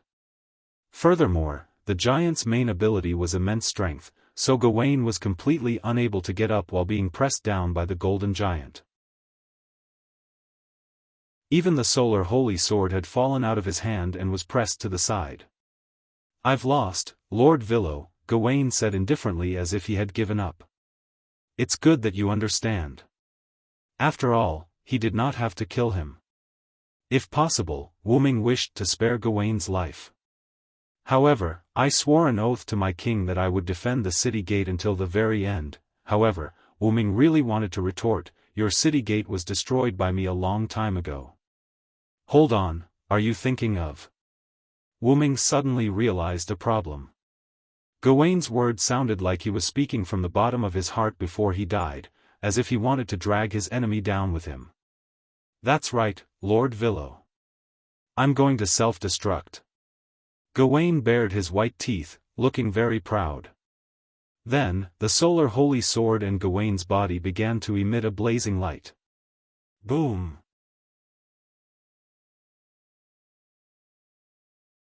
Chapter 786. On Gadotzi's side, everyone followed Da Vinci to, or accidentally fell into a mysterious clubhouse. This clubhouse, in Da Vinci's view, was simply, magic workshop. Da Vinci looked at the entrance in front of him and made such a judgment. What? Da Vinci, is this the magic workshop? However, for such a large-scale workshop, there should be records of it in history. Da Vinci fell silent. Because she couldn't find the information of this magic workshop from her memory. This is Atlas Courtyard. Suddenly, a man's voice came from the shadows. Who is it? Cursed Wrist Hassan, 100 Faces Hassan, and Tranquil Hassan immediately took out their daggers, full of vigilance.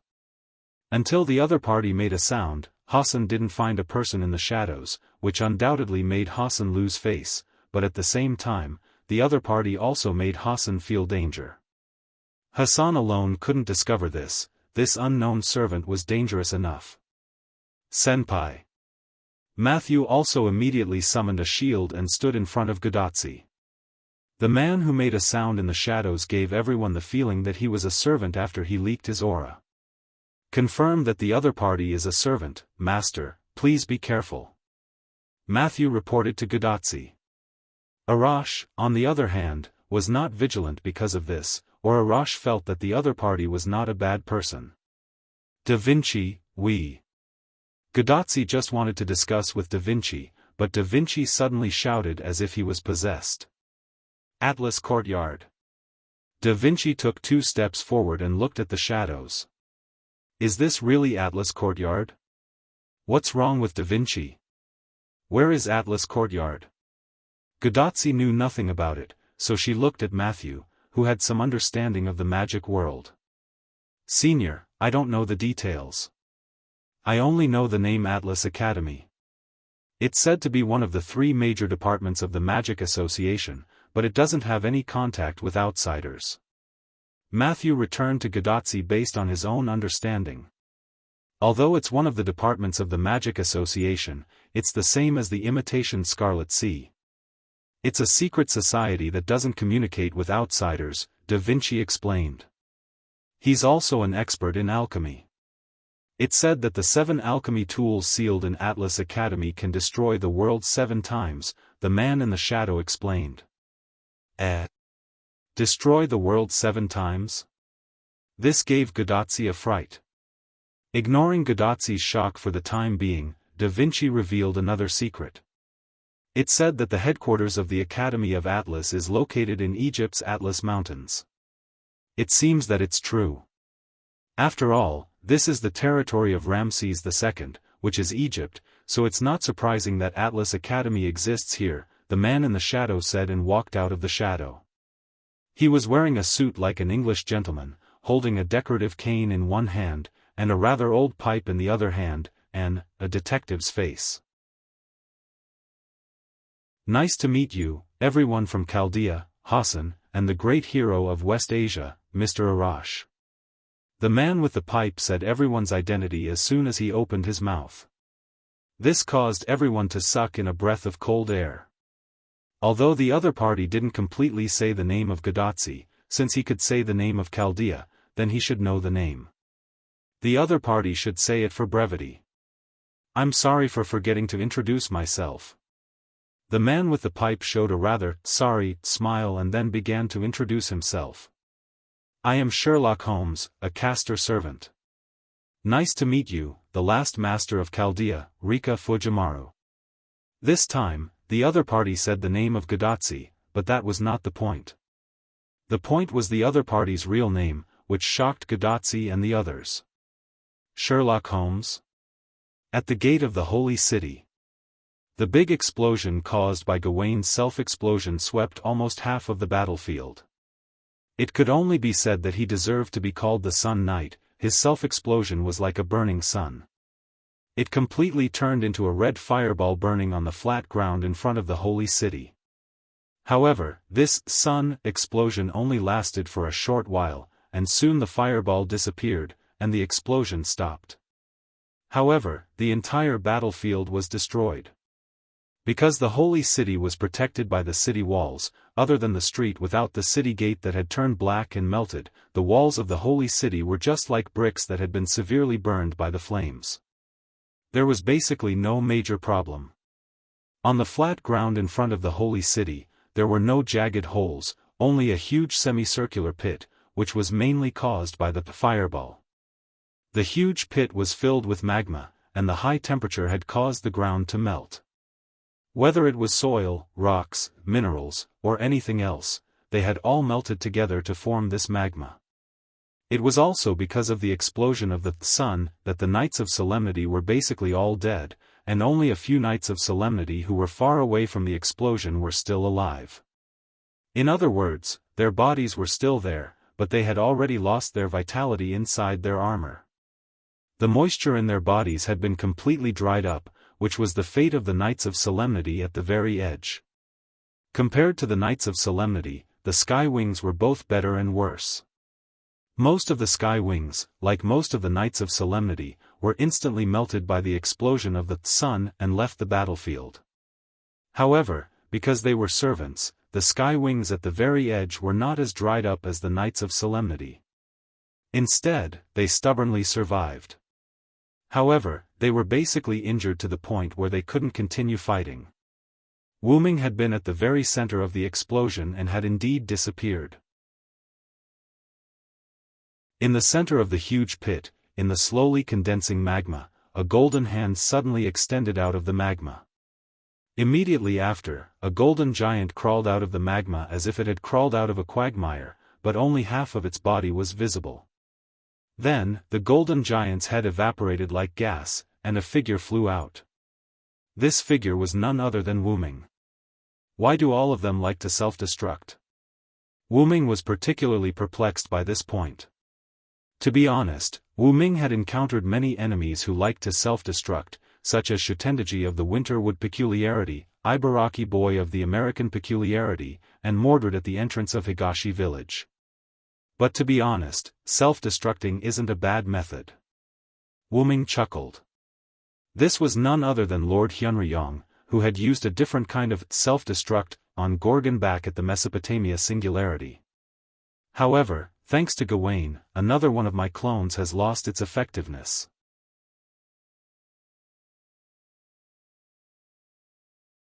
Chapter 787. Wu Ming turned to look at the headless golden giant in the lava. After the golden giant spat out Wu Ming, its body began to turn into golden particles and gradually dissipate. Wu Ming, who was completely protected by the giant, was unscathed, but his avatar had been rendered useless. However, it was not as if there was no good news. The solemn knights of the holy city had basically been wiped out, and while the Sky Wings had also suffered heavy casualties, they had only lost their avatars. Their main bodies were completely unharmed. Meanwhile, Wu Ming had used an avatar to exchange for Gawain, the gatekeeping general. Thus, overall, it was not a loss, and from the overall situation, the holy city did not have many servants left. Meanwhile, on Wu Ming's side, putting aside the fact that the Skywing army had suffered heavy casualties from Gawain's self-destruction, Gopril had yet to leave. With that thought in mind, Wu Ming began to search for Gopril's figure. Cough, cough, cough. Cough, cough. What was that fireball? It came out of nowhere. Gopril's calves and feet were connected to her thighs as she sat on the ground in a rather sorry state, shaking her head that had been blasted by the explosion. Don't look at how Gopril's body was covered in dust and looked like she had been roasted into charcoal. However, Gopril was completely fine. No, to be more precise, she had completely recovered from her injuries. With the support of the Vitality Avatar, no matter how severe her injuries were, as long as Gopril had not been completely reduced to ashes, she would be able to fully recover in no time. When Gawain self-destructed, while Gopril was not in the center, she was still within the range of the explosion, so she had suffered quite a bit of burn damage. However, in that moment of chaos, Gopril's injuries had completely healed by relying on the power of the Vitality Avatar. After coming back to her senses, Gopril looked at her body and saw that she had no other injuries aside from a little black.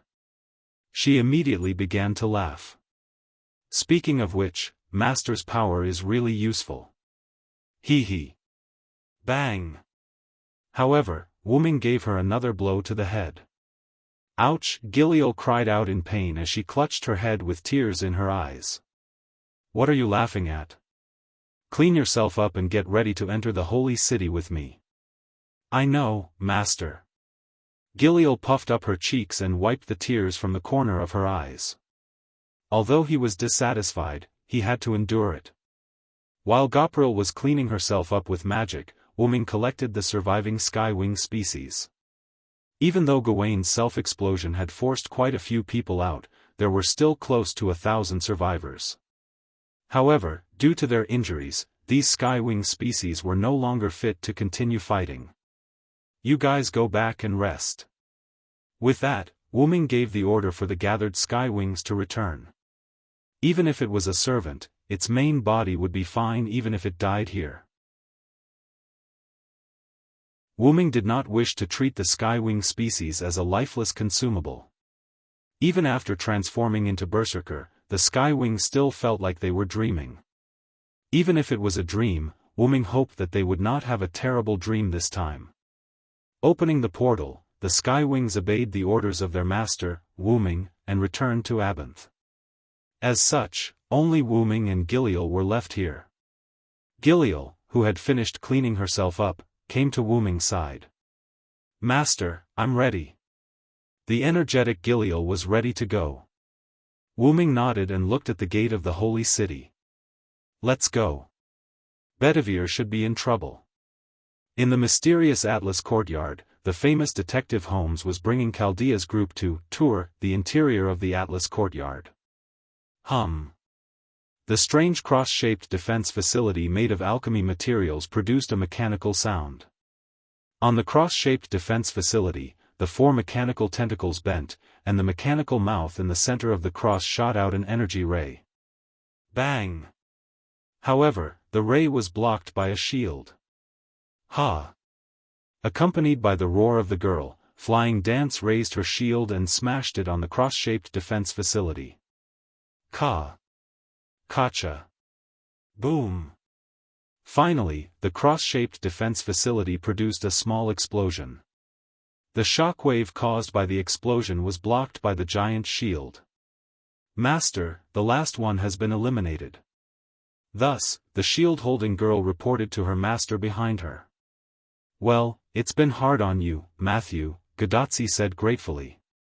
It's what I should do, senior. Matthew smiled, turned the giant shield into a spirit seed, and stood beside Gadotsi. It's been hard on you, Miss Matthew. Although these defense facilities are not strong, they are still a headache for a caster like me.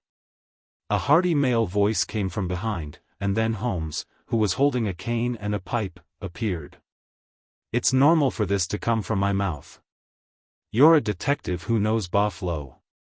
Then, a profiteer-like female voice came from behind Holmes, and then Da Vinci's wife with Mona Lisa's face appeared. A famous detective always has an assistant who can help him, and my combat power is really not high now. Holmes didn't blush at all, took a puff of his pipe, and explained very calmly. Mr. Holmes, Da Vinci's wife. Matthew greeted the two. As expected of Matthew, very polite. It's been hard on you this time, Matthew. Da Vinci also thanked Matthew.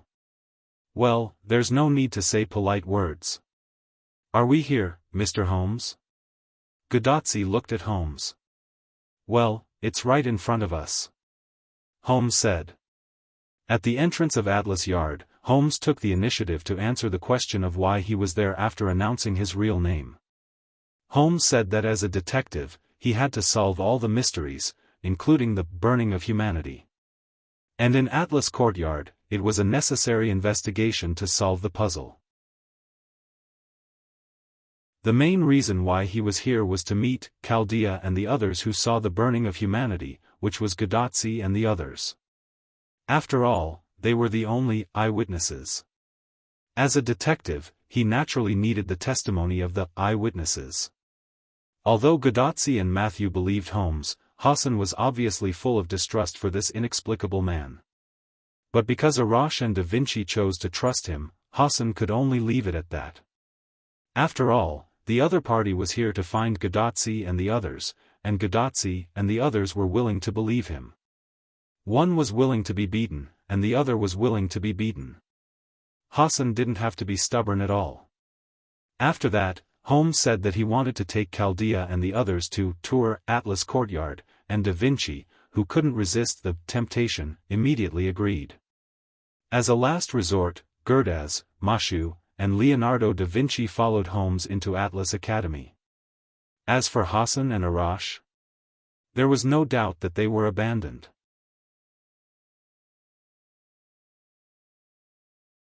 Chapter 788. Holmes rejected Arash and Hassan's entry with the reason that they have no need to enter at all.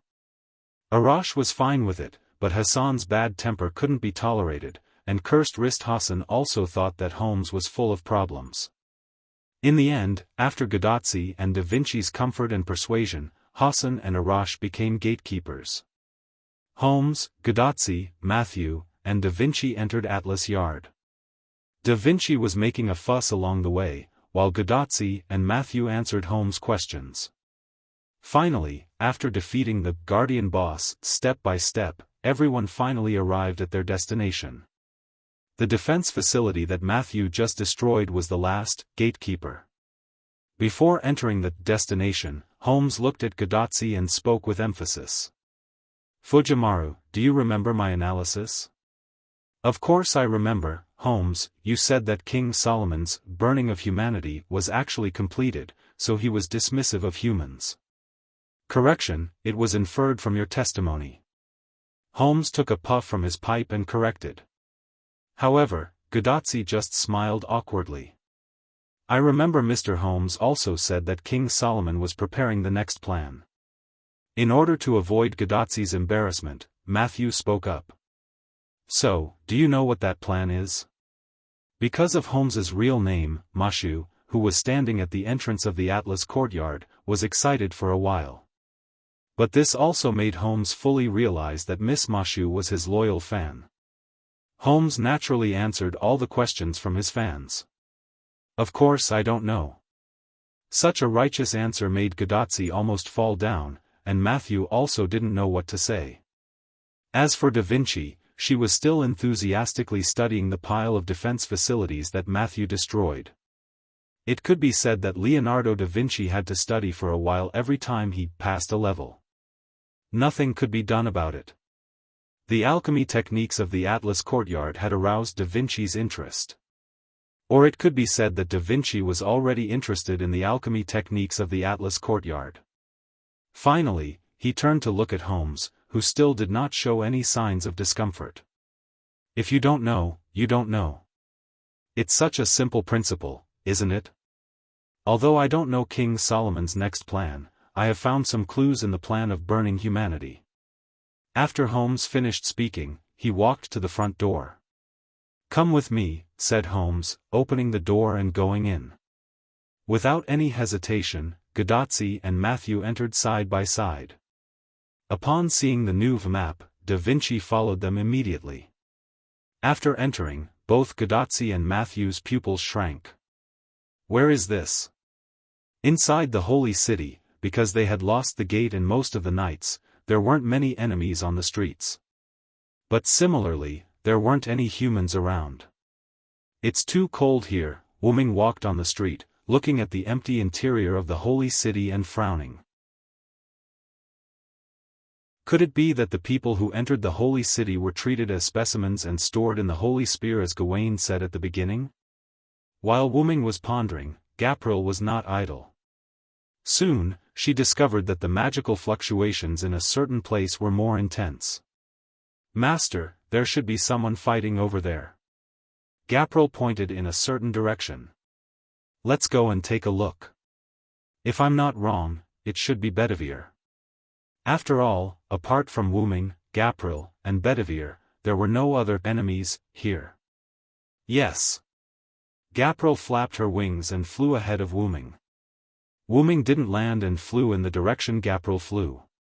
After turning a corner, Wuming saw the scene of Aguin leading a team of knights to surround Bedivere.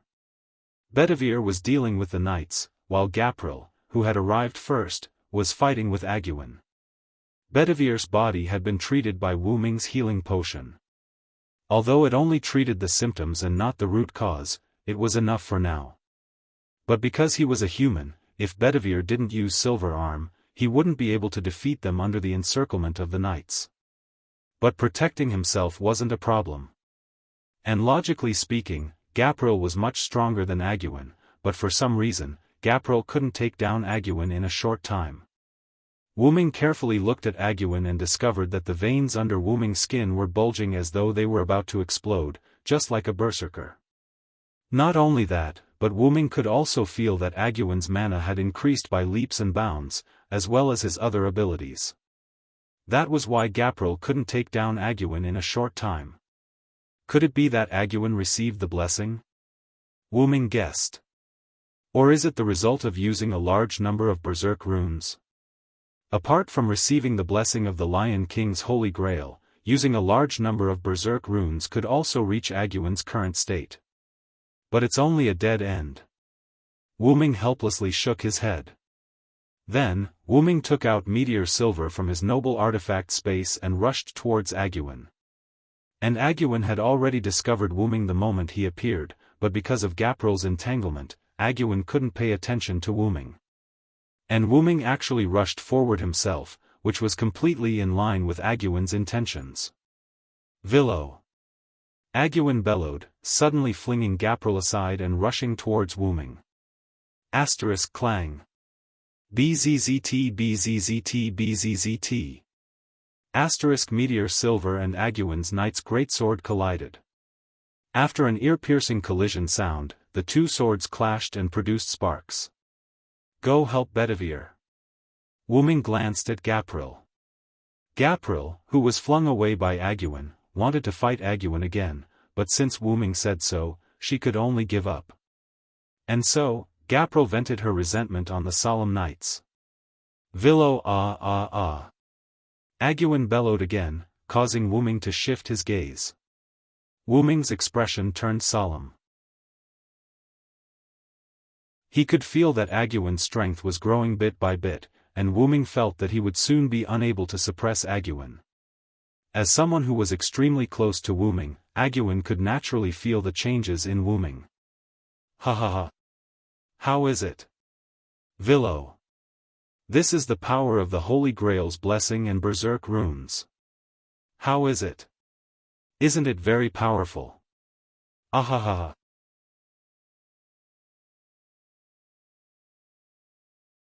Chapter 789. Wuming didn't guess wrong, but Wuming was only half right. Not only did Agravain receive the Holy Grail's blessing, he also used the berserk spell. This caused Agravain's ability to improve by leaps and bounds, so much so that Wuming had to take Agravain seriously. But, the drawbacks are also very clear, Ager Regulus. Wuming was right. After receiving the Holy Grail's blessing and the berserk spell, Agravain's mental state was not as good as before. From an outsider's point of view, he was like a mental patient who had just escaped from a mental hospital, and a rather dangerous one at that. "Ha ha ha. You're right.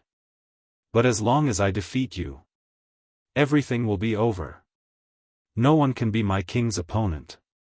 And as long as you're not here, my king won't fall asleep every day to miss you. Just like that. Everything will be over. Ahaha. Agravain said, and a large amount of magic instantly gushed out, and Wu Ming was violently pushed away. "You're saying that Artoria falls asleep every day to miss me?" Wu Ming didn't pay attention to Ajurguwen's other words, but he was rather moved by Ajurguwen's line of, "I fall asleep every day to miss you." If you miss someone so much that you have to fall asleep every day, and relieve it through sleep and dreams, then that person must be very important to you. Wu Ming had an unrealistic thought. Everything the Lion King was doing was actually for him. However, Agravain didn't have the intention to answer Wu Ming's doubts.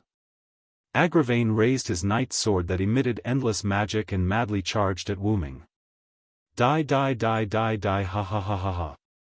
With messy black hair, blood-like runes engraved on his black armor, and bloodshot and slightly protruding eyes, Agravain opened his mouth wide and roared like a beast.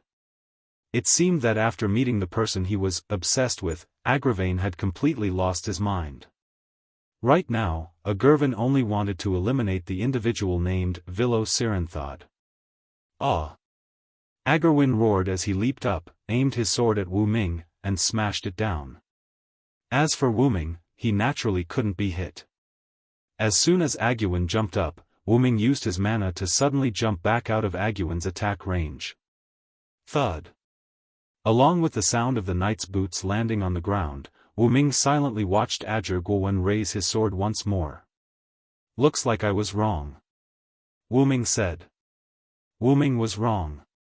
The most serious mistake he made was that he didn't trust Artoria.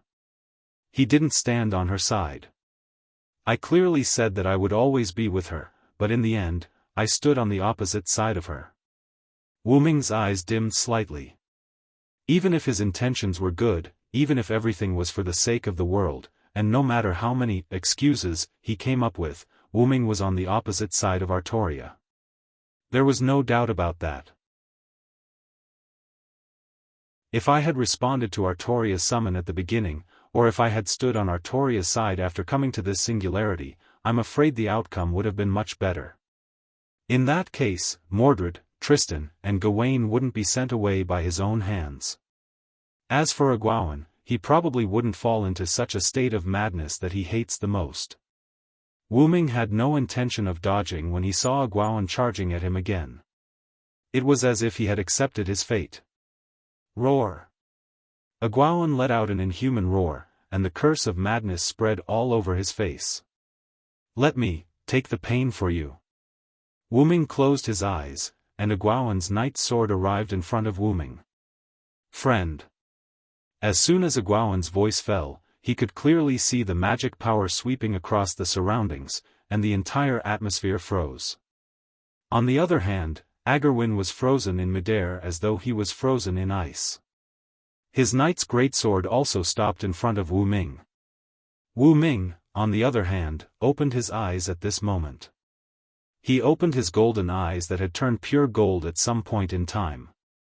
"Noble and powerful, wise and kind, mysterious and wise God, I shall obtain the divine power of the heavens, the blessing of the earth, and the wisdom of men from you. Thus, I shall become a miracle and lead the world to the dawn." Wu Ming's godlike words came out of his mouth, mysterious and profound. Magician Incarnation, activate. He placed his hand on Agwawan's knight's sword, and without saying a word, he squeezed it gently. With the help of a magic circle that faintly flashed, Agwawan's knight's sword instantly turned into dust and disappeared with the wind. Crush. Wu Ming spoke out the name of the spell he was using as if he was the first to speak. It was as simple as the name itself. Crush. Wu Ming waved his hand, and with the support of Magician Incarnation, several Lune runes appeared in the air and attached themselves to Agwawan's body. The runes had the effects of awaken, dispel, and purify.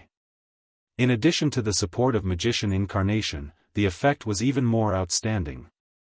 In just an instant, the scarlet runes on Agwawan's body disappeared completely. However, what was more serious was that Agwawan's armor was almost completely shattered, and Agwawan's body was also shattered. Wu Ming retracted his magic power, and Agwawan fell to the ground. Vilo. Sir. Agwawan looked at Wu Ming weakly. You defeated me again. Ha! Egwene wanted to laugh at himself, but in the end, he was too weak to do so. At the same time, Egwene's body was also gradually dissipating. That was the precursor to his exit. The blessing of the Holy Grail and a large number of berserk runes with serious side effects had already caused Egwene's spirit base to start collapsing. When Egwene said that everything would be over, he was actually referring to himself. Vero. Lord. I am truly envious of you, being able to accompany my king. Egwene's body began to crumble even faster as he forced himself to finish his last sentence.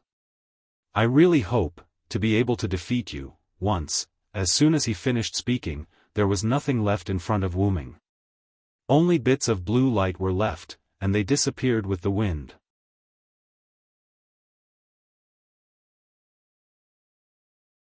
Chapter 790. Godatsi and Matthew, who followed Holmes into the room, were stunned. Because the room in front of them was very similar to Chaldea's control room. This is Chaldea. What the hell is going on? Godatsi held her head in shock. This was an empty Chaldea control room without any equipment such as the Chaldea lens and the Sheba lens. There was also no ceiling. Although Matthew was not as shocked as Godatsi, he was still very shocked. No, sir, although this place is very similar to Chaldea's control room, this is not Chaldea. Holmes was not surprised that Matthew could make such a judgment. Because, although this place was very similar to Chaldea's control room, in many aspects, this place was completely different from Chaldea's control room. After all, as mentioned before, this place was very similar to Chaldea's control room. Miss Matthew's judgment is very correct, and instead of saying that this place is very similar to Chaldea's control room, it's better to say that Chaldea is very similar to this place. With a hearty smile on his face, Holmes explained to Matthew and Godatsi. Then, he walked to the center of the control room. At this time, Da Vinci also spoke. Ah, you still don't know. Da Vinci was not shocked at all, as if he already knew. There is such a rumor in Chaldea. Da Vinci smiled mysteriously, then continued. It is said that the Chaldea control room was designed according to the workshop in Atlas Courtyard. What? Godatsi and Matthew were both stunned. They really did not know this news. Although they more or less did not believe Da Vinci's so-called rumor, such a rumor was probably only known by the higher-ups of Chaldea. However, what Da Vinci said was not unreasonable. Now that this singularity was older than Chaldea, then there must be Atlas Courtyard first, and then Chaldea control room. In this case, if there must be a distinction between who came first, it must be Atlas Courtyard first, and Chaldea second. Da Vinci is right, Chaldea's control room was indeed modeled after Atlas Courtyard, or it was with the help of Chaldea Courtyard that Chaldea was established. Holmes followed Da Vinci's words. I'm curious how you know so much. Da Vinci narrowed his eyes. Even she, the second servant of Chaldea, didn't know Chaldea very well, but Holmes knew Chaldea's affairs, as if he was the mastermind behind the scenes. Ha ha ha, because this is Atlas Courtyard, there is nothing that can't escape. At this point, Holmes changed his words. Except for that, everything in this world can't escape the records here. Holmes said, pointing to the 3 giant stone tablets standing in this place. Because it was open air, the sun scattered here and shone on the 3 towering giant stone tablets. 3-pointed Hermes. Da Vinci slowly read the names of the 3 giant stone tablets. 3-pointed Hermes. Matthew took a deep breath. 3-pointed Hermes. Godatsi was the same, but Godatsi was not finished yet. What is that? Inside the Holy City, on the street near the central Holy Tower, Wuming, Jillian, and Bedivere flew, side by side on it. When Wuming used Magician Incarnation, the surrounding solemn night had been stunned by the magic power released by Wuming. The result of the solemn night was naturally taken care of by Jillian and Bedivere. As a result, the three people who were no longer blocked set foot on the road to the central holy tower. "Master, are you okay?" Jillian floated beside Wu Ming and asked cautiously. Since Aguin's exit, Wu Ming's whole person changed slightly. Jillian couldn't tell the change in Wu Ming, but she could feel it. Wu Ming shook his head, indicating that he was fine. Bedivere also saw the change in Wu Ming. So, Bedivere spoke. "Master Villo, why don't you take the holy sword?" Before Bedivere could finish, Wu Ming stretched out his hand, indicating that Bedivere should stop talking. "I'm fine, Bedivere. You have to return the holy sword yourself. Your 1,000 years of waiting is not something I can replace." Hearing that, Bedivere's face became firm and showed an affirmative expression. After that, Wu Ming stopped, and so did Jillian and Bedivere. Because they had reached the foot of the holy tower. "Let's go, Bedivere." Wu Ming called out to Bedivere and started walking. What about me? What about me? Master. Have you forgotten about me?" Giliel was instantly unhappy. Why did he only call out Bedivere's name? "Don't I have to follow?" Wu Ming turned his head and smiled. "No need, Jillian. After all, this is your master's personal matter. You go to Tachika and the others." Wu Ming finished speaking, and a portal instantly appeared above Jillian's head. Before Gopril could react, the teleportation gate started to fall as if it was affected by gravity. As a result, Jillian was swallowed by the portal. When she fell to the ground, the portal disappeared, and so did Jillian. Wu Ming glanced at Bedivere, and Bedivere nodded, indicating that he was ready. The two walked up the holy tower step by step. Because the Knights of Solemnity were almost completely wiped out, no, it should be said that they were completely wiped out, no enemies came out to obstruct Wu Ming and Bedivere. The troops led by Ajur were the last batch of Knights of Solemnity, and the only remaining Knights of the Round Table besides him was Lancelot. But because Lancelot was not in the Holy City, there were no enemies in the Holy City. Without the slightest pause, Wu Ming and Bedivere were only one floor away from reaching the top. At this time, a beautiful figure appeared in front of Wu Ming and Bedivere. "Your Highness the Queen." Bedivere immediately knelt on one knee. That's right, the beautiful figure was Guinevere. "Minister Bedivere, no need to be so courteous," Guinevere said softly. Guinevere's meaning was very simple. Now that Bedivere was considered a rebel, there was no need for him to salute the enemy queen. This left Bedivere speechless. He wanted to explain, but when he opened his mouth, he didn't know what to say. "Bedivere, you go up first," Wu Ming said to Bedivere. Although he didn't understand Wu Ming's actions, Bedivere had already carried out Wu Ming's order. Bedivere walked up the stairs step by step, leaving Wu Ming and Guinevere looking at each other.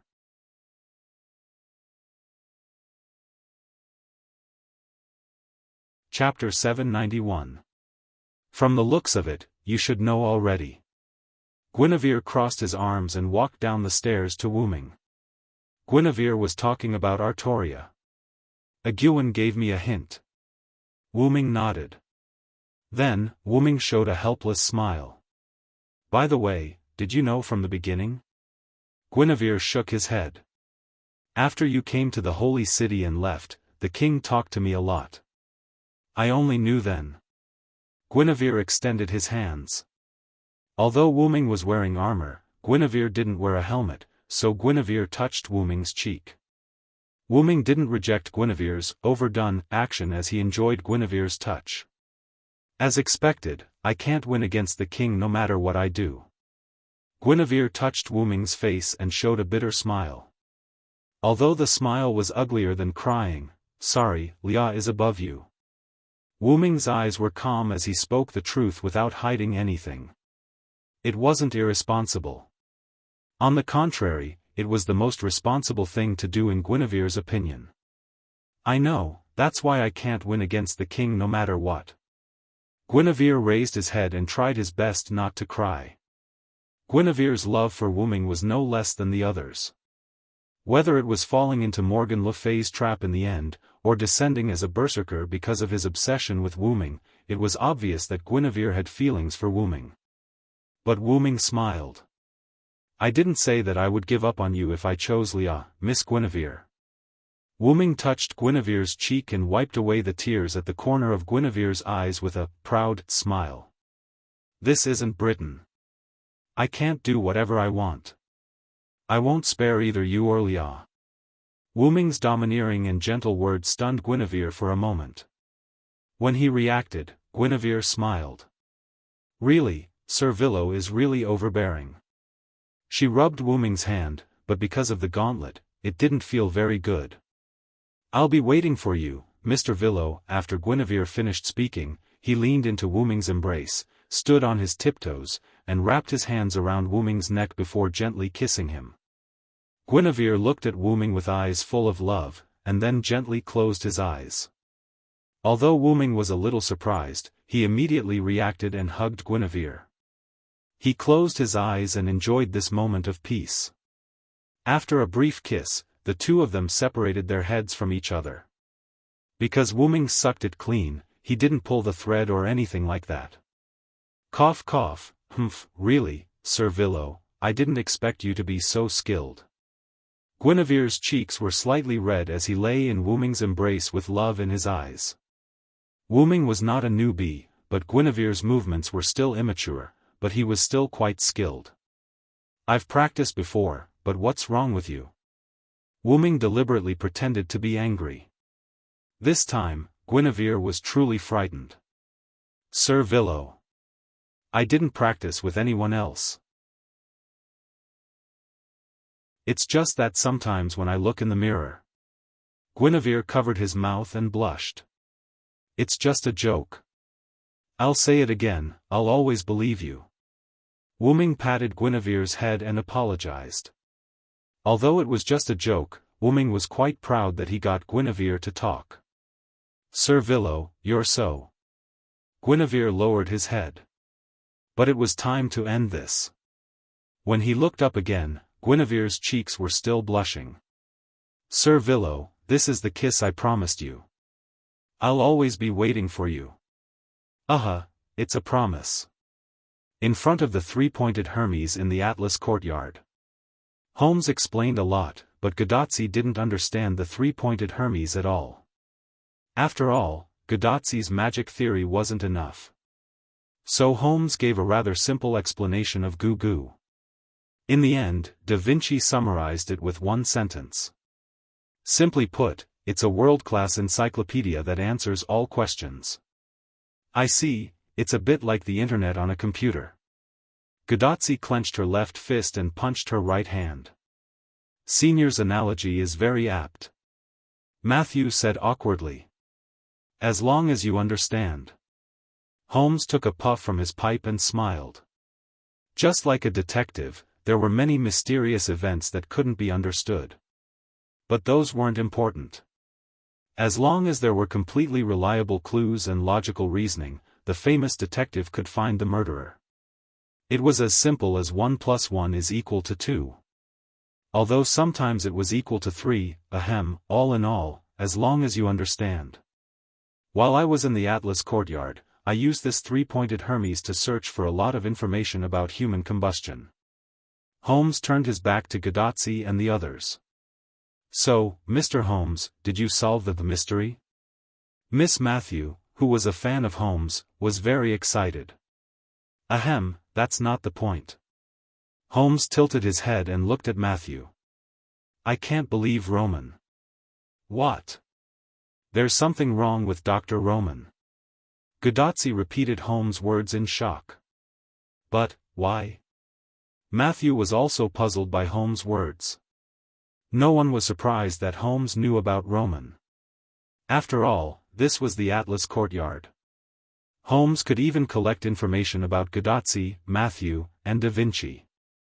It was impossible that Roman, the head of a normal Chaldea medical institution, couldn't collect information about him. According to my investigation, in the Holy Grail War in 2004, Maris Billy and Nymphia was also involved. Holmes' voice came. Animsphere? This surname, could it be? Godotzi was stunned. She didn't know Maris Billy, but she noticed this person's surname. It was the same surname as Olga Marie. That's right, sir. Maris Billy Animsphere is the former director of Chaldea, the father of director Olga Marie, Matthew confirmed. After slaughtering the other 6 participants in the Holy Grail War, he won the final victory and obtained the Holy Grail, Holmes continued. Wait, that means, the former director had already obtained a Holy Grail before the Anthropocene. Matthew was shocked. Then what did the former director wish for? Godotzi asked curiously. Ahem, that's still not the point. Holmes shook his head again. The point is, in that war, Maris Billy also fought with an assistant, and this assistant was specially promoted to Chaldea the next year and became the head of the medical institution in Chaldea at the age of 22. After that, Holmes took a puff from his pipe and exhaled. That person, could it be? Matthew opened his eyes wide and said slowly. Yes, that person is Roman.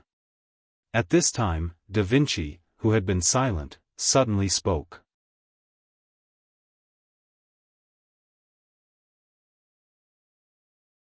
Chapter 792. Is it possible that the doctor really has a problem? Seeing that Da Vinci admitted that the man was Roman, Godotzi began to believe what Holmes said about Roman has a problem. Matthew's eyes also showed shock and doubt. After all the blame was directed at Dr. Roman. No, Holmes' reasoning is completely wrong. Da Vinci's words were rather cruel, as if he was defending Holmes for suspecting Roman. This made Holmes shrug his shoulders helplessly and take a puff from his pipe. Then, Da Vinci looked at Godotzi and Matthew. Tachika, Matthew, I can only tell you that although Roman has his own secrets, he is absolutely not a problem. You have to remember this. Da Vinci's sapphire-like eyes were full of seriousness. Being looked at by these serious eyes, Godotzi and Matthew's body could not help but tighten. Immediately, Godotzi reacted. Yes. Da Vinci. I'll remember it. Godotzi stood up straight and answered Leonardo da Vinci seriously. I also remember, Da Vinci. I'm sorry that we have doubts about Dr. Roman. Matthew was quite guilty, and his small head could not help but lower. Don't feel guilty, Matthew, all of this is related to Holmes' reasoning error. If you want to blame someone, blame him. Da Vinci said the most terrible words with the most beautiful face. Ha ha ha, I really appreciate that. For Da Vinci's joke, Holmes was also very cooperative. Of course, he did not care. With Da Vinci's guarantee, then I will temporarily put Dr. Roman on the alibi list. After all, with the 3-pointed Hermes, Holmes also knew that as one of the first servants to appear in Chaldea, Da Vinci was a founding father-level figure. Since there was Da Vinci's guarantee, it was not impossible to believe Roman for the time being. However, Roman was still under Holmes' suspicion. After all, Holmes had said, for now. Oh, right. Godotzi suddenly shouted. Mr. Holmes, can this 3-pointed Hermes help us find the location of the Sun King? Godotzi suddenly had an idea. After all, their purpose in coming to the desert this time was not to look for the Atras Academy, but to conquer the Sun King. After all, Sherlock Holmes had said that apart from a certain existence that could not be recorded by the 3-pointed Hermes, everything in this world was recorded by the 3-pointed Hermes. In that case, it should be possible to get Holmes to help find out where the Sun King was. Don't worry about that.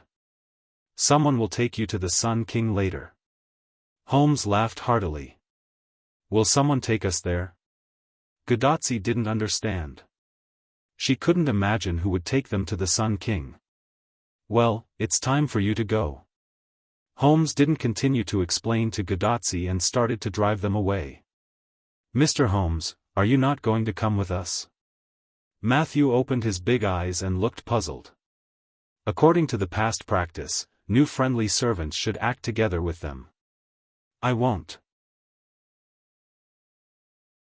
I still have some things to do here. Holmes refused. Since Holmes said so, Godotzi and others couldn't say anything more. After looking at Da Vinci, who nodded in agreement, Godotzi, Matthew, and Da Vinci left and returned to the entrance of Atra's academy. After Godotzi and others left, Holmes took a puff from his pipe and puffed out the smoke in his mouth. So, let's start a new round of reasoning, my friend. Holmes turned his head, and a silver-white figure was reflected in Holmes' retina. In the central tower of the Holy City, Wu-Ming didn't delay at all. After saying goodbye to Guinevere, he went to the highest floor. What was reflected in Wu-Ming's eyes was Bedivere, who was kneeling on one knee as if he was offering something.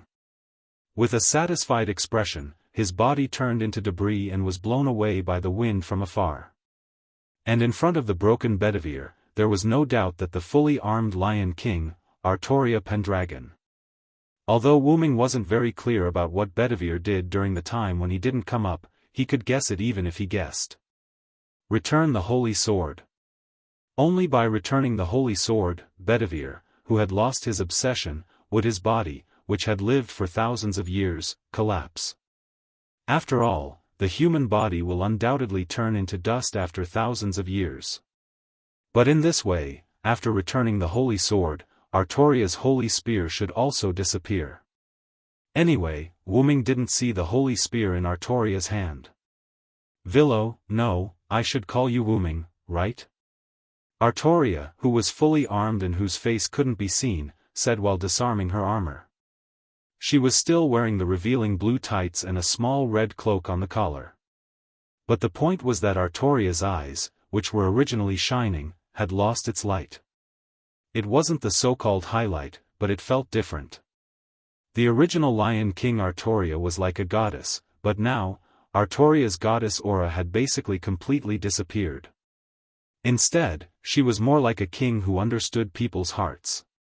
Well, she understood people's hearts in all aspects. Yeah, I'm sorry. For Artoria to be able to say Wu-Ming's name, Wu-Ming wasn't surprised at all. Although it was a long time ago, Wu-Ming still remembered that Wu-Ming once told Artoria his name. Artoria didn't react to Wu-Ming's apology. After all, she had grown up and was no longer the little girl who didn't understand people's hearts. I don't accept your apology, Artoria said righteously and frankly. Well. Wu-Ming was speechless, but it was also within Wu-Ming's expectations. It wasn't that Artoria didn't accept Wu-Ming's apology, but because Wu-Ming was prepared for any response from Artoria, whether positive or negative. After all, no matter if she was a girl or a queen, as long as she was a woman, her thoughts and actions were not something you could understand in a short time. I'm sorry, I'll let you do whatever you want, but please let me know before I die. Wu-Ming said as he walked toward Artoria. The plan you prepared, is it really for me? However, Artoria was thinking about Peach. Of course not.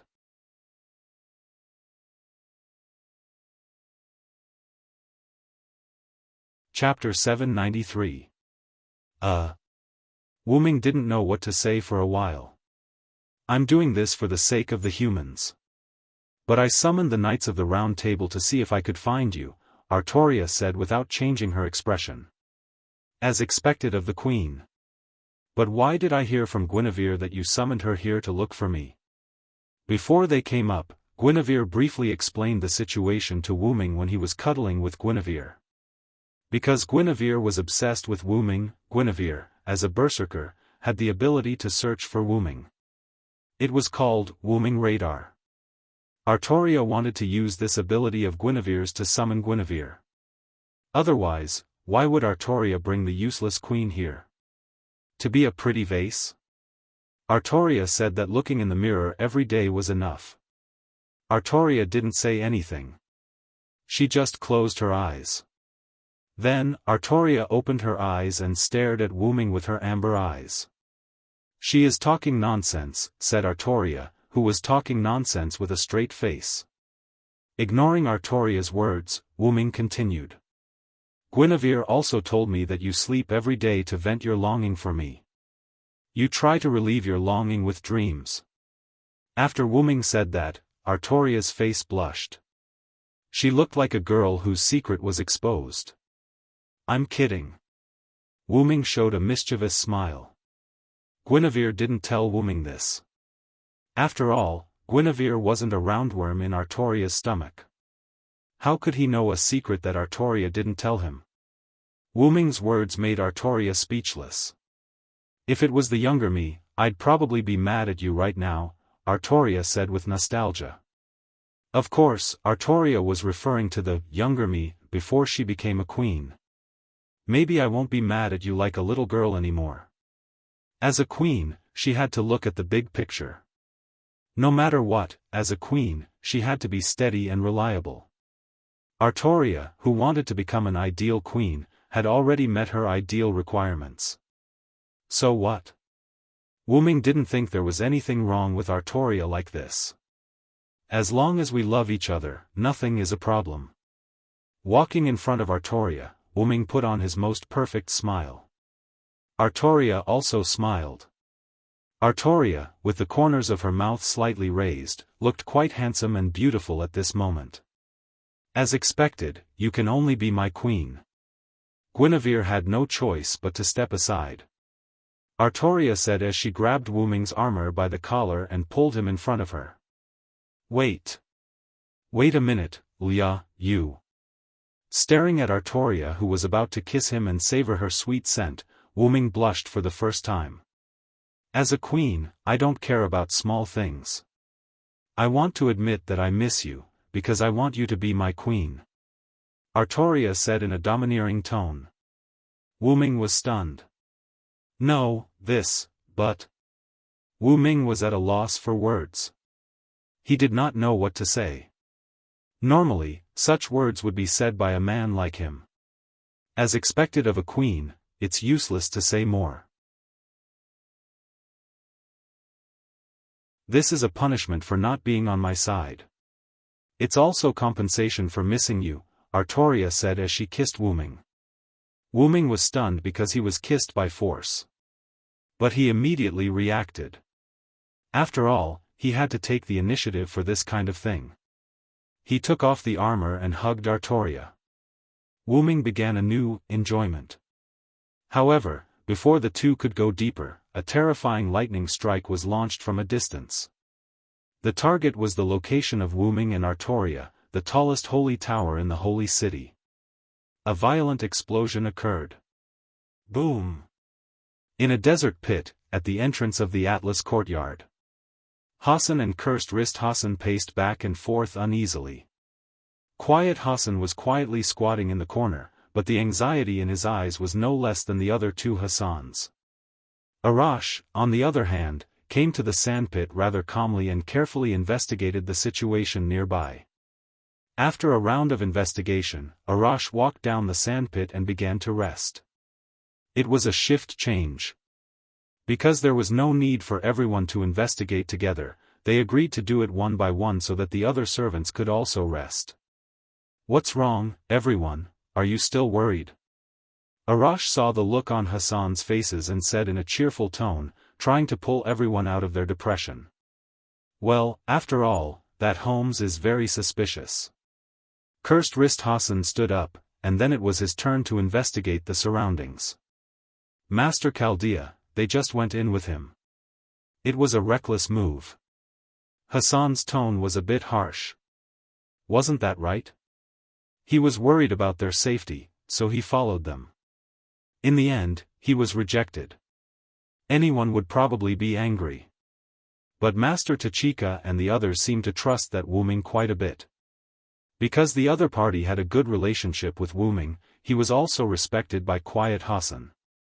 Well, Ms. Da Vinci and Ms. Matthew are very reliable servants. They will be fine. Arash comforted everyone. I hope so. Cursed wrist Hassan said, jumped into the sandpit, and began to investigate. Hassan and Quiet Hassan did not speak again. Although Arash did not know these two, he also knew that these two did not like to talk, so he sat down and rested. Just then, the door of the Atlas courtyard opened. Gadazzi, Matthew, and Da Vinci drove out in 2 trucks with messy things. This made Big Face Hassan, Quiet Hassan, and Arash startled. They thought that something had run out of the Atlas courtyard. "Hey, everyone, Da Vinci is back." Da Vinci, who was in charge of driving, said in a lively tone. Gadazzi and Matthew, who were sitting behind Da Vinci, smiled awkwardly. This car was temporarily put together by Da Vinci with the fragments of the alchemy creations on the way back. The purpose was naturally to collect the alchemy creations that Da Vinci was interested in along the way. Because Da Vinci used wood and minerals to make cars, Gadazzi and Matthew were not surprised that Da Vinci could make a car. "What are you guys doing?" Arash looked at the messy things on the car and was a little puzzled. "Ahaha. Da Vinci wanted to pick them up personally, we couldn't help it." Gadazzi scratched the back of her head. This was also why they were so slow. It did not take much time to fight all the way back, but on the way back, they had to pick up garbage and wait for Da Vinci to make a car. That was why they were delayed for so long.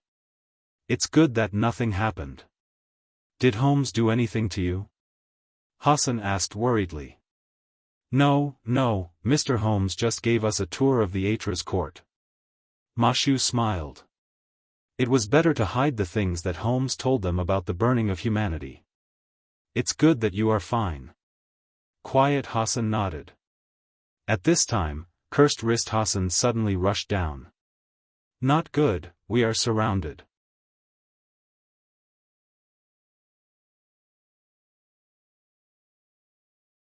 Chapter 794. What? Whether it was Hassan, Arash, Gadazzi, or Matthew, everyone was shocked. "We're surrounded?" Da Vinci did not panic. Instead, he sat in the car and thought about something. "Mr. Cursed Wrist Hassan, did you see who the enemy is?"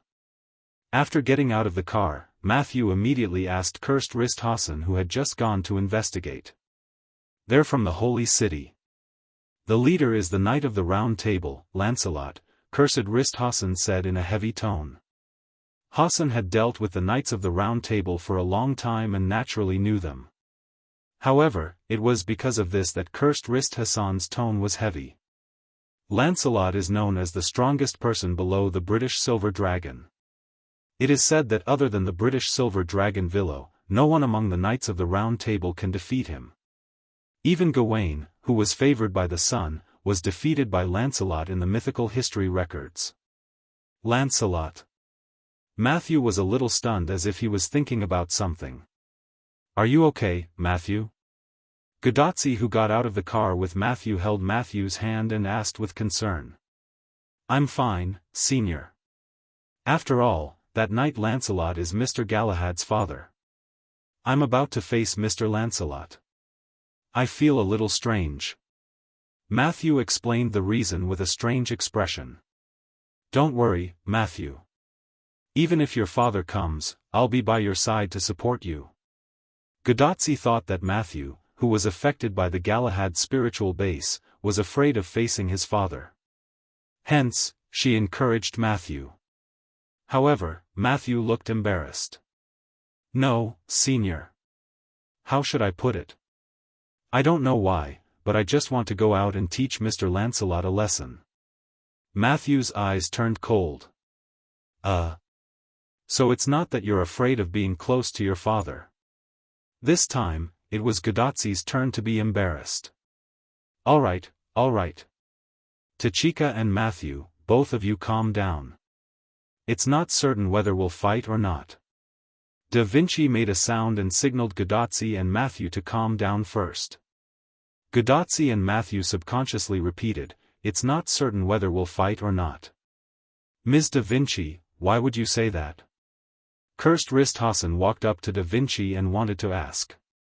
He did not think that the Knights of the Round Table would let Hassan go, nor did he think that the Knights of the Round Table would let Chaldea go.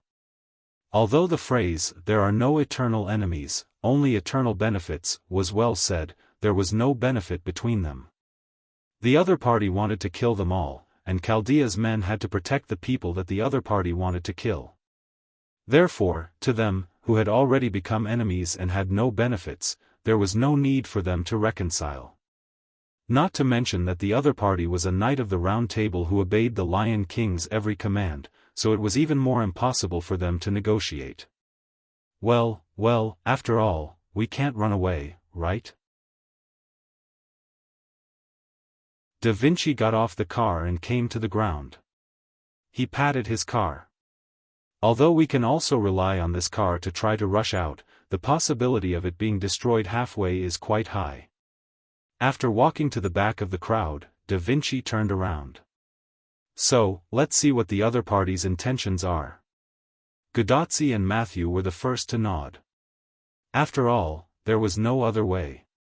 Cursed Wrist Hassan, Hundred Face Hassan, and Tranquil Hassan looked at each other, and then nodded after getting the consent of the other two. In that case, let me be the vanguard.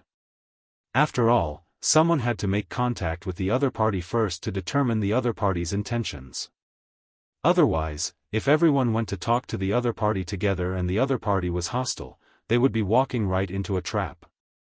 Without waiting for Gadotsi and the others to agree, Arash jumped into the sandpit with a big stride. Mr. Arash.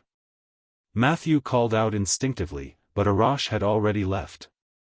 Don't worry, Sir Matthew, Arash is not a weak existence. Cursed Wrist Hassan comforted him. After all, he was a great hero who tore the land apart. Let's go, everyone. Let's follow and take a look. Da Vinci suggested. After all, they had to cover for Arash. On the ground, at the edge of the sandpit. Gadotsi and the others were half-squatting here, looking at Arash who was in front of Lancelot's team. Arash, who was close to Lancelot's team, was not attacked by Lancelot. On the contrary, Lancelot seemed to be on the same side. Anyway, facing the vigilant Arash, Lancelot looked like he had a headache. Gadotsi and Matthew were confused. Is Lancelot really going to reconcile with us? Gadotsi said instinctively. I hope so. Whether it was on behalf of Galahad or as Matthew himself, Matthew hoped that Lancelot could stand on their side. Emotionally, Lancelot was Galahad's father, and Matthew did not want her and Lancelot to oppose each other. Logically, Lancelot was a powerful knight of the Round Table and a very reliable helper. Lancelot said something to Arash, and in the end, Lancelot had his team stay where they were. He kept a distance from Arash and followed Arash to the sandpit. It seemed that Lancelot was going to fight alone. When Lancelot approached, Cursed Wrist Hassan, Redeemer Hassan, and Tranquil Hassan immediately rushed out and surrounded Lancelot in a triangular formation. Hassan, please don't do anything. Please believe me. I'm on your side, Lancelot said calmly, as if it was a matter of course. You have no reason to be on our side, Cursed Wrist Hassan said vigilantly with a dagger in his hand. Looking at how vigilant Hassan was, and then looking at Gadotsi, Matthew, and Da Vinci at the edge of the sandpit, Lancelot lowered his head subconsciously. In fact, it was because Lancelot saw Matthew and panicked for a moment. Matthew, Gadotsi, and Da Vinci walked over and asked Lancelot. Mr. Lancelot, do you have any evidence to prove that you're on our side? Matthew looked impartial. Didn't Sir Villo tell you? Lancelot was puzzled. Gadotsi and Matthew looked at each other and shook their heads. Sir Villo didn't tell me anything about you. Matthew's heartless words hurt Lancelot a little, but as a father, he had to be strong. Actually, Sir Villo came to me before, and I had already betrayed him, Lancelot explained. Then why did you lead your troops to attack my village? Cursed Wrist Hassan questioned. The dagger in his hand reflected the light of the sun, and it was chilling. As if responding to each other, Redeemer Hassan's dagger and Tranquil Hassan's poisoned blade also emitted a strange light. This. Sir Villo asked me to continue to stay as a spy under the king, so I had to lead my troops to attack your village. Lancelot tried to explain, but Redeemer Hassan was the first to voice his disbelief. Quibble. Gadotsi and Matthew did not know what to do at the moment, and Arash also frowned. Da Vinci, on the other hand, smiled as if she had seen through everything, but she did not say anything. In this stalemate, a male voice came from behind Gadotsi and the others.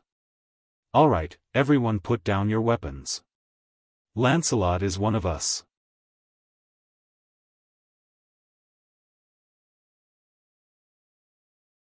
Chapter 795.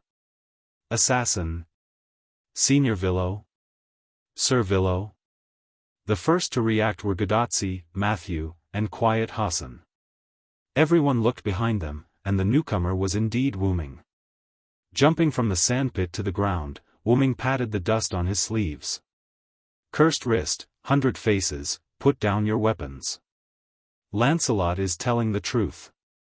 When he met me, I turned him into a traitor." The reason why he only called out Cursed Wrist Hassan and 100 Faces Hassan was that Quiet Hassan had already put down his weapon when Wu-Ming spoke for the first time. So obedient. Cursed Wrist Hassan hesitated for a moment, then went into an attacking stance. However, 100 Faces Hassan aimed his weapon at Wu-Ming. "Maybe Lancelot found someone to impersonate you to confuse us." As soon as 100 Faces Hassan said that, Gadotsi, who originally wanted to throw herself into Wu-Ming's arms, stopped. Quiet Hassan, who was standing beside Wu-Ming at some point, also became slightly vigilant. Indeed, what 100 Faces Hassan said was possible. After all, the timing of Wu-Ming's appearance was too coincidental. In the face of 100 Faces Hassan's suspicion, Wu-Ming naturally had a way to prove himself. Wu-Ming waved his hand, and in an instant, a strange black-purple portal opened above his head. The portal instantly freefall and swallowed 100 Faces Hassan at an extremely fast speed. Then, another portal opened above the sandpit. In an instant, a black object fell out of this portal. The former was the entrance, and the latter was the exit. 100 Faces Hassan fell into the sandpit without a doubt. Thump, the sound of an object hitting the ground came from the sandpit. There was no doubt that Wu-Ming transferred 100 Faces Hassan into the sandpit. Only Silent Wonder would be able to use such a strange teleportation gate. "It's the real assassin." Gadotsi was overjoyed. She threw herself into Wu-Ming's arms. Wu-Ming rubbed Gadotsi's little head and let go of her.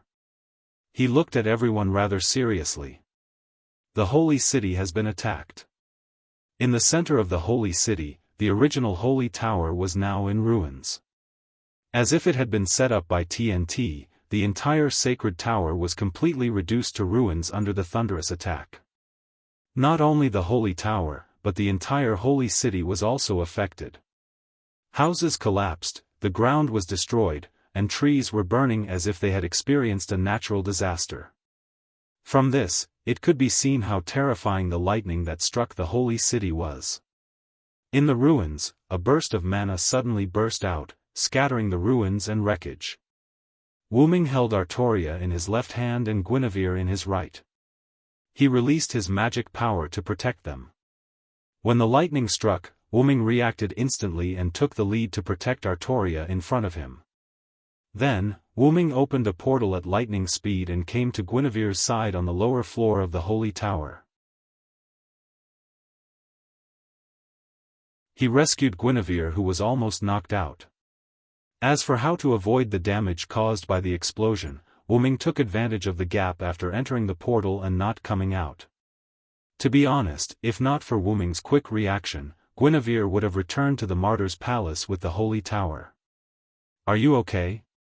Wu-Ming looked at Guinevere with concern. "Master Villo. I'm fine." Although Guinevere was indeed fine, he was definitely shocked. Being suddenly attacked by a missile, and only knowing after being hit, plus being at the scene, anyone would be shocked. "Looks like it's the Sun King's doing." Out of Wu-Ming's arms, Artoria looked calmly to the west. Alright, Artoria was a king, and a king would not be scared. The attack just now came from the west where the Sun King was. Then, Artoria frowned and stared at Wu Ming and Guinevere. "How much longer do you want to hug me?" Wu Ming's mouth twitched as he let go of Guinevere's waist. But Guinevere had no intention of letting go. "Ah! Master Villo, I'm so scared." Guinevere, who had his arms around Wu Ming's neck, leaned into Wu Ming's arms and rubbed against Wu Ming's chest. Wu Ming did not know if Guinevere was faking it or was really scared, but Wu Ming knew one thing. That was, the veins on Artoria's forehead were popping. But Wu Ming could not push Guinevere away. After all, if he pushed away a cute girl who threw herself at him, he would not be a man. So, Wu Ming immediately changed the topic. "So, after losing the holy spear, the entire holy city has become ordinary?" Artoria nodded matter-of-factly. After all, it was the holy spear that supported the defense of the holy city. After Bedivere returned the holy sword to me, Lungaminiad disappeared. It was like dripping ink into water and the water would be assimilated by the ink. It was an irreversible process. But the defense of the holy city was supported by the holy spear. Without the holy spear, the holy city naturally became an ordinary city. The holy tower, which was the incarnation of the holy spear, also became an ordinary tower after the holy spear disappeared. The Sun King really knows how to take advantage of opportunities. Artoria looked in the direction of the Sun King expressionlessly, but the anger in her voice could not be concealed. Anyone would be angry if they were hit while they were down. "He might not be the Sun King anymore," Wu Ming suddenly said. "What do you mean?" Artoria turned her head and looked at Wu Ming expressionlessly. Then, Wu Ming told Artoria his deduction. After thinking for a few seconds, Artoria nodded. "That is indeed a possibility. No wonder the Sun King put aside his pride to cooperate with me." Then, Artoria reached out her hand and grasped the air. An invisible weapon appeared in Artoria's hand. It was the holy sword that withstood the wind enchantment, Excalibur. "How dare you trick me?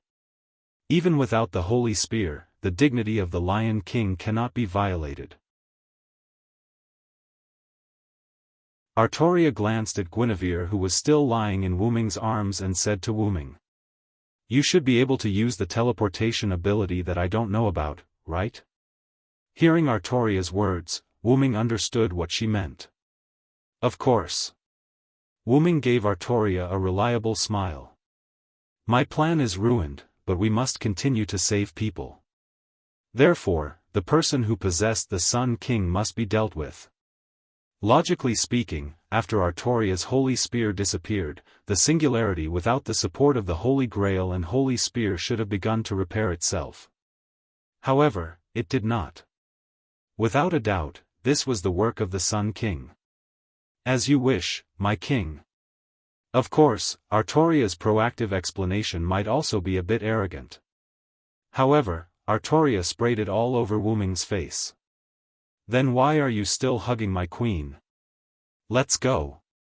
Looking at the angry Artoria and the unhappy Guinevere in his arms, Wu Ming smiled awkwardly. Well, there was also a bit of jealousy.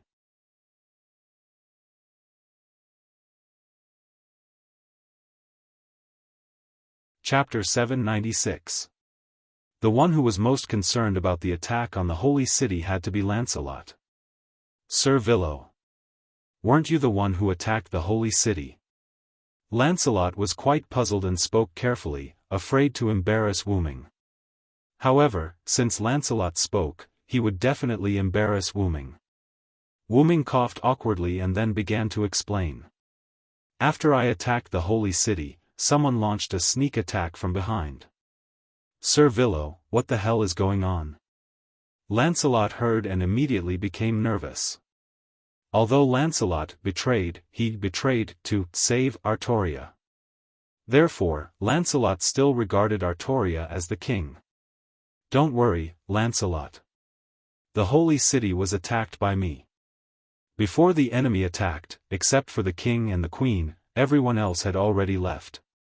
Wu Ming explained to Lancelot quite calmly. In short, in this kind of situation, there was no need to worry at all. It seems that this is even worse. Matthew complained in a low voice, and Godotzi, who heard Matthew's complaint, nodded in agreement. Gawain and Egwene have already. Lancelot looked a little sad. Wooming meant that Gawain and the others had also left. Even if he appeared as a servant who had already passed away, Lancelot still mourned for Gawain and Egwene's departure. For Lancelot, the second most unbearable thing in the world was to fight with his companions and the king. Of course, the most unbearable thing is to turn against one's daughter, or son, and become enemies with one's mother. He patted Lancelot's shoulder, indicating Lancelot's condolences. Bedivere has already returned the holy sword to the king. The king and the queen are fine, and they have also promised us that they will fight the last enemy with us. This was good news for Lancelot. Is that so? The king is saved. Lancelot closed his eyes and sighed in relief. Even Matthew and Godotzi were delighted. Godotzi was happy to have strong support to help them, while Matthew had both the former and the joy of being saved by the king. After all, Galahad also influenced Matthew. Immediately after, Lancelot seemed to have thought of something. He suddenly opened his eyes and looked at Wooming. By the way, is Bedivere okay? After completing his mission, as an ordinary person who had lived for 1,000 years, he naturally turned into ashes and disappeared. Wooming tried to make his tone as calm as possible, trying not to cause panic. However, this was impossible. Hearing Wooming's words, Godotzi, Matthew, Da Vinci, Arash, Lancelot, and Hassan were all taken aback. Senior Villo, are you saying that Mr. Bedivere is a human? Matthew asked in disbelief. The others also looked at Wooming as if they were asking for an explanation. So, Wooming began to explain. It's normal that you don't know. I guess Bedivere didn't tell you. However, one thing is clear, Bedivere is a human and not a servant. This is true. This should be Merlin's ability. Lancelot sighed. In his impression, only Merlin had the ability to let an ordinary person live for so long. Then how did Mr. Bedivere live for 1,000 years? Matthew shook his lips and was quite sad. The others also lowered their heads to express their condolences to Bedivere. Including Hassan, who had always been hostile to Knights of the Round Table. After all, unlike the servants, Bedivere was a real human being. An ordinary human being could live for 1,000 years. The point was that loneliness, that persistence, it was not something that anyone could endure and persist. Bedivere was able to survive alone. In addition to Merlin's help, there was also an extremely persistent belief. You must return the holy sword to my king, you must. With this in mind, Bedivere persevered and walked down this path, achieving success. So, what Bedivere needed was not sympathy and pity, but respect. Bedivere left satisfied. You are disrespecting him. Wooming said in a joking tone. And with Bedivere's achievements, he will definitely become a heroic spirit. Even if he did not become a heroic spirit, Wooming would go to the Inhibition Force and ask the Inhibition Force to help Bedivere become a heroic spirit. Although becoming a heroic spirit was also a kind of torture, in another sense, Wooming believed that Bedivere would be willing. Of course, if Bedivere was not willing, Wooming would not force it. Bedivere succeeded in awakening the Lion King. What we need to do now is to fight the last enemy and repair this singularity. Wooming's eyes were firm as he spoke from the bottom of his heart. Yes. Matthew and Godotzi replied seriously. After all, they would have a chance to see Bedivere in the future, so they shouldn't be too sad. Hassan and Arash nodded silently. Lancelot clenched his fists, and his eyes became firm. Good seeing everyone so energetic. This genius also cheered up. Da Vinci smiled and livened up the atmosphere. By the way, when Holmes said, "Someone will take us to the Sun King," I thought that person was talking about Lancelot, but it turned out to be a Villo. It was precisely because Lancelot was the person who would take them to the Sun King that Da Vinci did not panic after knowing that they were surrounded by Lancelot. It is not wrong to say that Lancelot is the person who will lead you. After all, he originally had this intention. Wu Ming said, looking at Lancelot. Lancelot nodded knowingly. Indeed, after I retreated from the village of the mountain folk, I had a showdown with Nidicles. After all, the other party is an enemy. I wanted to help Chaldea get rid of Nidicles in advance to relieve the pressure. Then, Lancelot showed a bitter expression. As a result, I didn't expect that the other party had already prepared a teleportation magic. However, when she left, she told me the current location of Master Chaldea and asked me to come and help. So, I came directly to Atlas Academy. It seems that there should be Nidicles magic at the entrance of Atlas Academy. The magic she set up is likely to be a kamikaze magic, and it is quite hidden, Da Vinci said thoughtfully. It was precisely because it was a kamikaze magic that Da Vinci did not discover Nidicles magic in his negligence. As for Nidicles knowing about Atlas Academy, after all, Atlas Academy was in the Egyptian desert. It was normal for Nidicles to know about Atlas Academy. Thus, when they entered the Atlas courtyard, they triggered Nidicles' spell, which allowed Nidicles to learn of their whereabouts. That's not right. Wu Ming suddenly said. Everyone looked at Wu Ming. Nidicles returned to the Sun King's great temple, right? Wu Ming looked at Lancelot. Lancelot nodded. It should be so. After all, she is one of the Sun King's people. But the Sun King, he might not be the Sun King anymore. Gadotsi said in a heavy tone. Then, Matthew showed a worried expression. Miss Nidicles is in danger.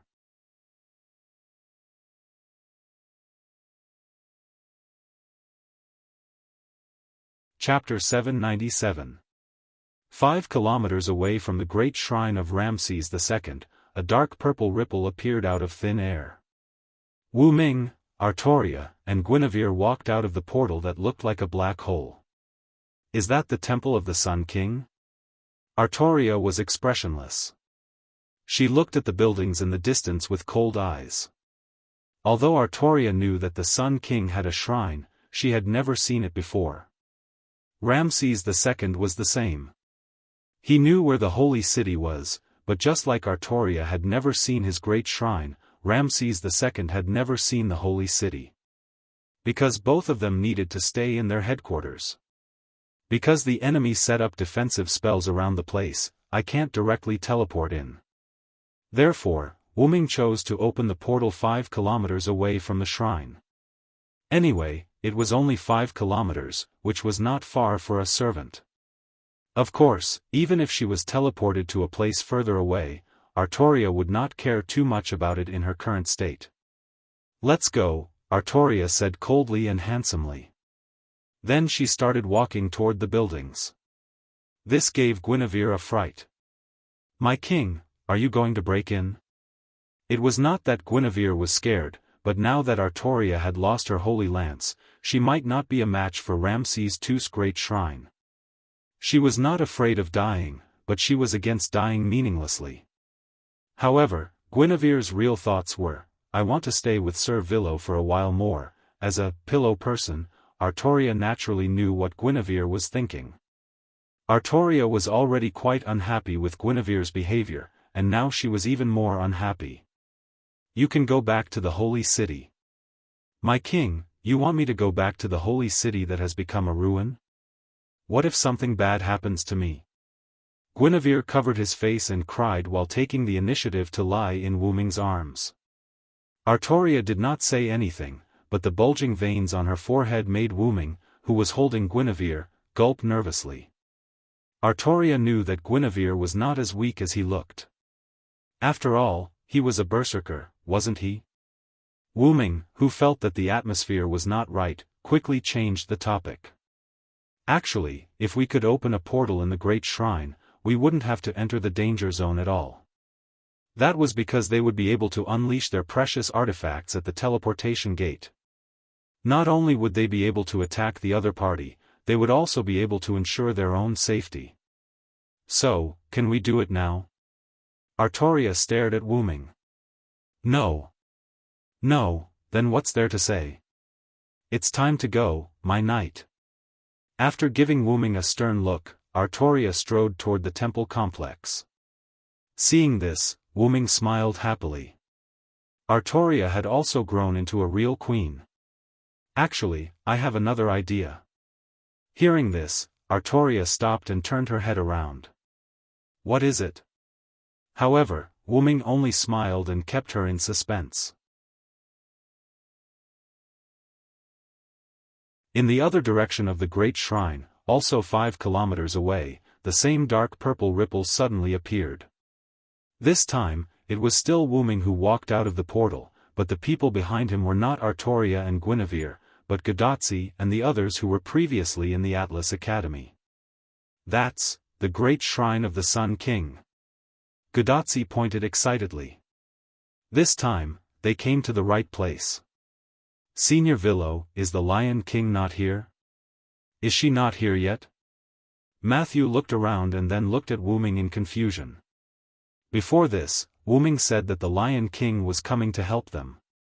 Therefore, Matthew thought that the Lion King should have arrived a long time ago. They are indeed here, but they are not here, they are on the other side. After explaining, Wu Ming looked around to make sure that everyone had come out of the portal, then Wu Ming closed the portal. Now, let's start attacking the great shrine. Is it okay to be in such a hurry? Cursed Wrist Hassan was worried. Of course, it's okay because we are not the main attackers. Wu Ming smiled slightly. In other words, they had enough time to prepare since they were not the main attackers. However, if they did not hurry, they might not be able to make it in time. Do you mean that the Lion King is the main attacker? Hassan instantly understood. Villo, I remember you said that after Bedivere returned the holy sword to the Lion King lost the holy spear. In that case, let me break the defense of the great shrine with my noble phantasm. Arash volunteered to step forward. Forget it. The previous promise was only temporary. With me around, there's no need to sacrifice your companions. Wu Ming smiled jokingly. Then, Wu Ming seemed to feel something and was stunned. Before everyone could react, Wu Ming snapped his fingers. The portal appeared under everyone's feet, and everyone was instantly teleported away. In the next second, everyone was in the sky. It seems to be okay. Gadotsi shouted in shock, but then she realized that there seemed to be a transparent land here. This is the ground built by my spirit. Let's stay here for a while. The show is about to begin. The ground is built purely by spirit? Hassan was shocked. How strong must one's spirit be to build a ground that could withstand 8 people? It is indeed built purely by spirit. Da Vinci squatted down and studied it with interest. Da Vinci, don't mess around. If something goes wrong, we will all fall. Gadotsi swallowed her saliva. Even if it was the ground, it was transparent. Looking at this height, they would definitely become meat paste if they fell. Although Matthew was a little nervous, she was constantly adapting. Matthew even felt a little excited now. Then, Matthew asked. Senior Villo, what do you mean by good show? Matthew's focus was different from others. She noticed the good show that Wu Ming mentioned.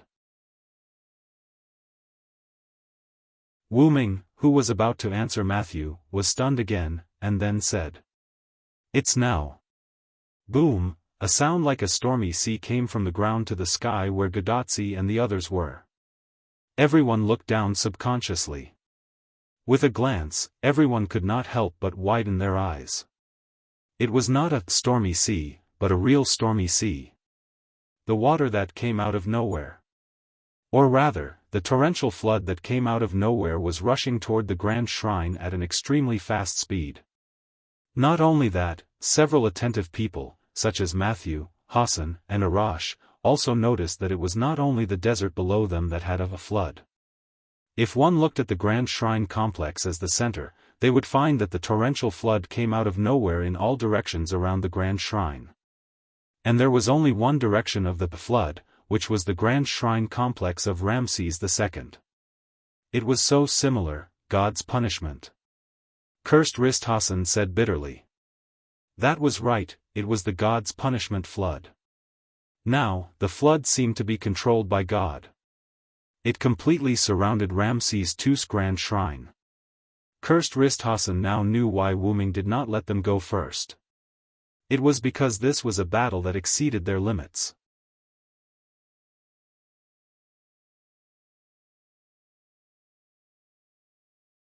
Chapter 798. On the other side, Wuming led Artoria and Guinevere to stand on the ground created by his spirit power.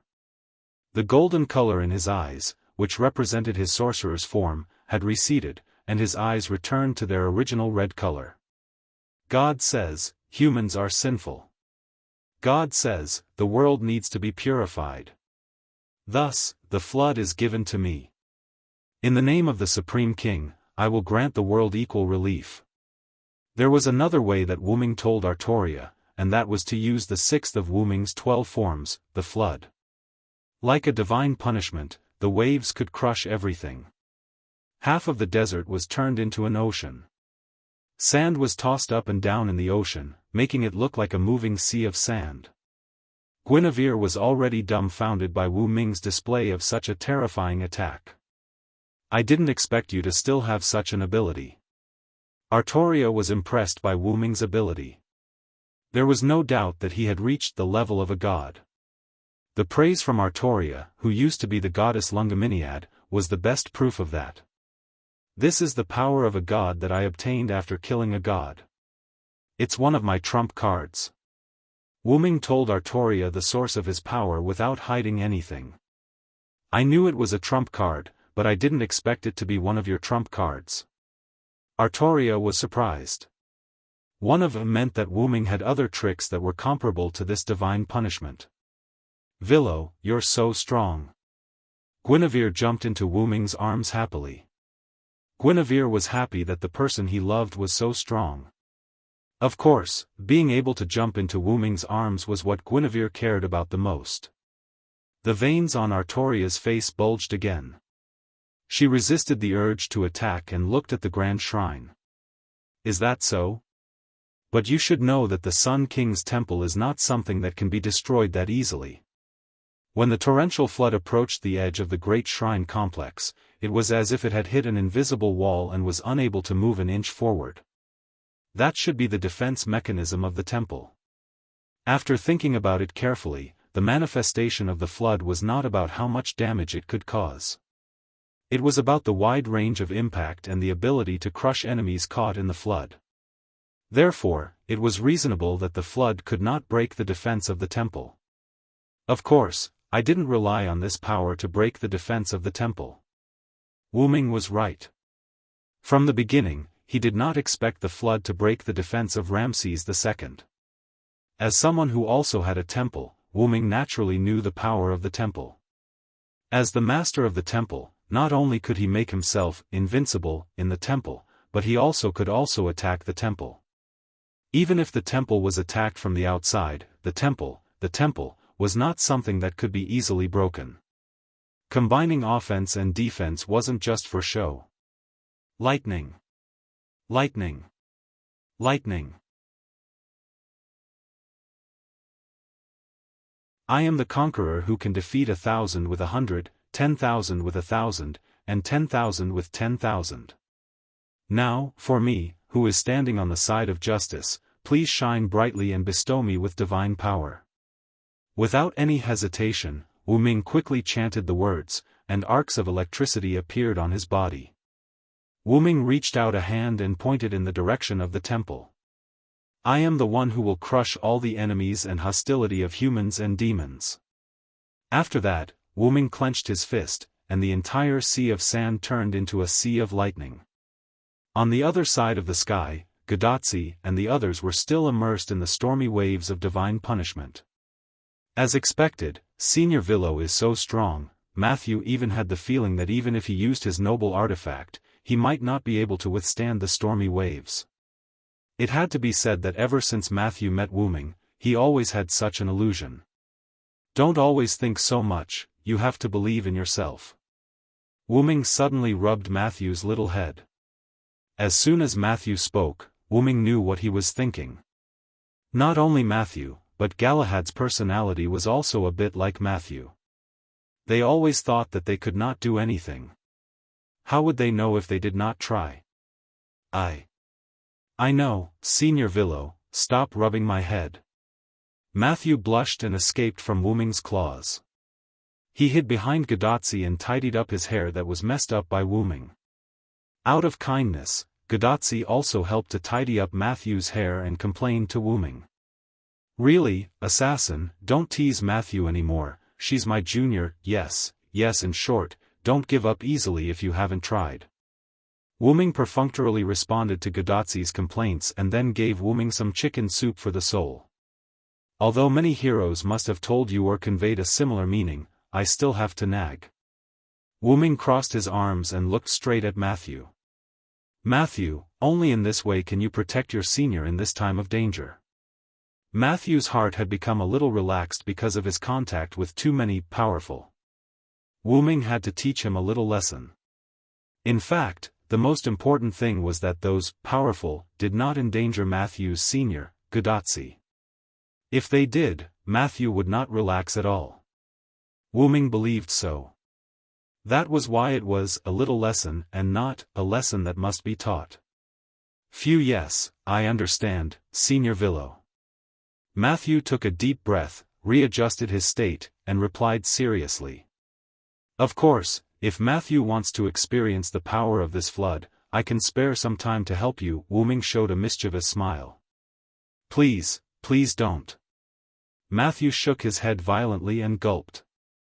No one wanted to be on the edge of danger for no reason, except for those guys who wanted to find excitement.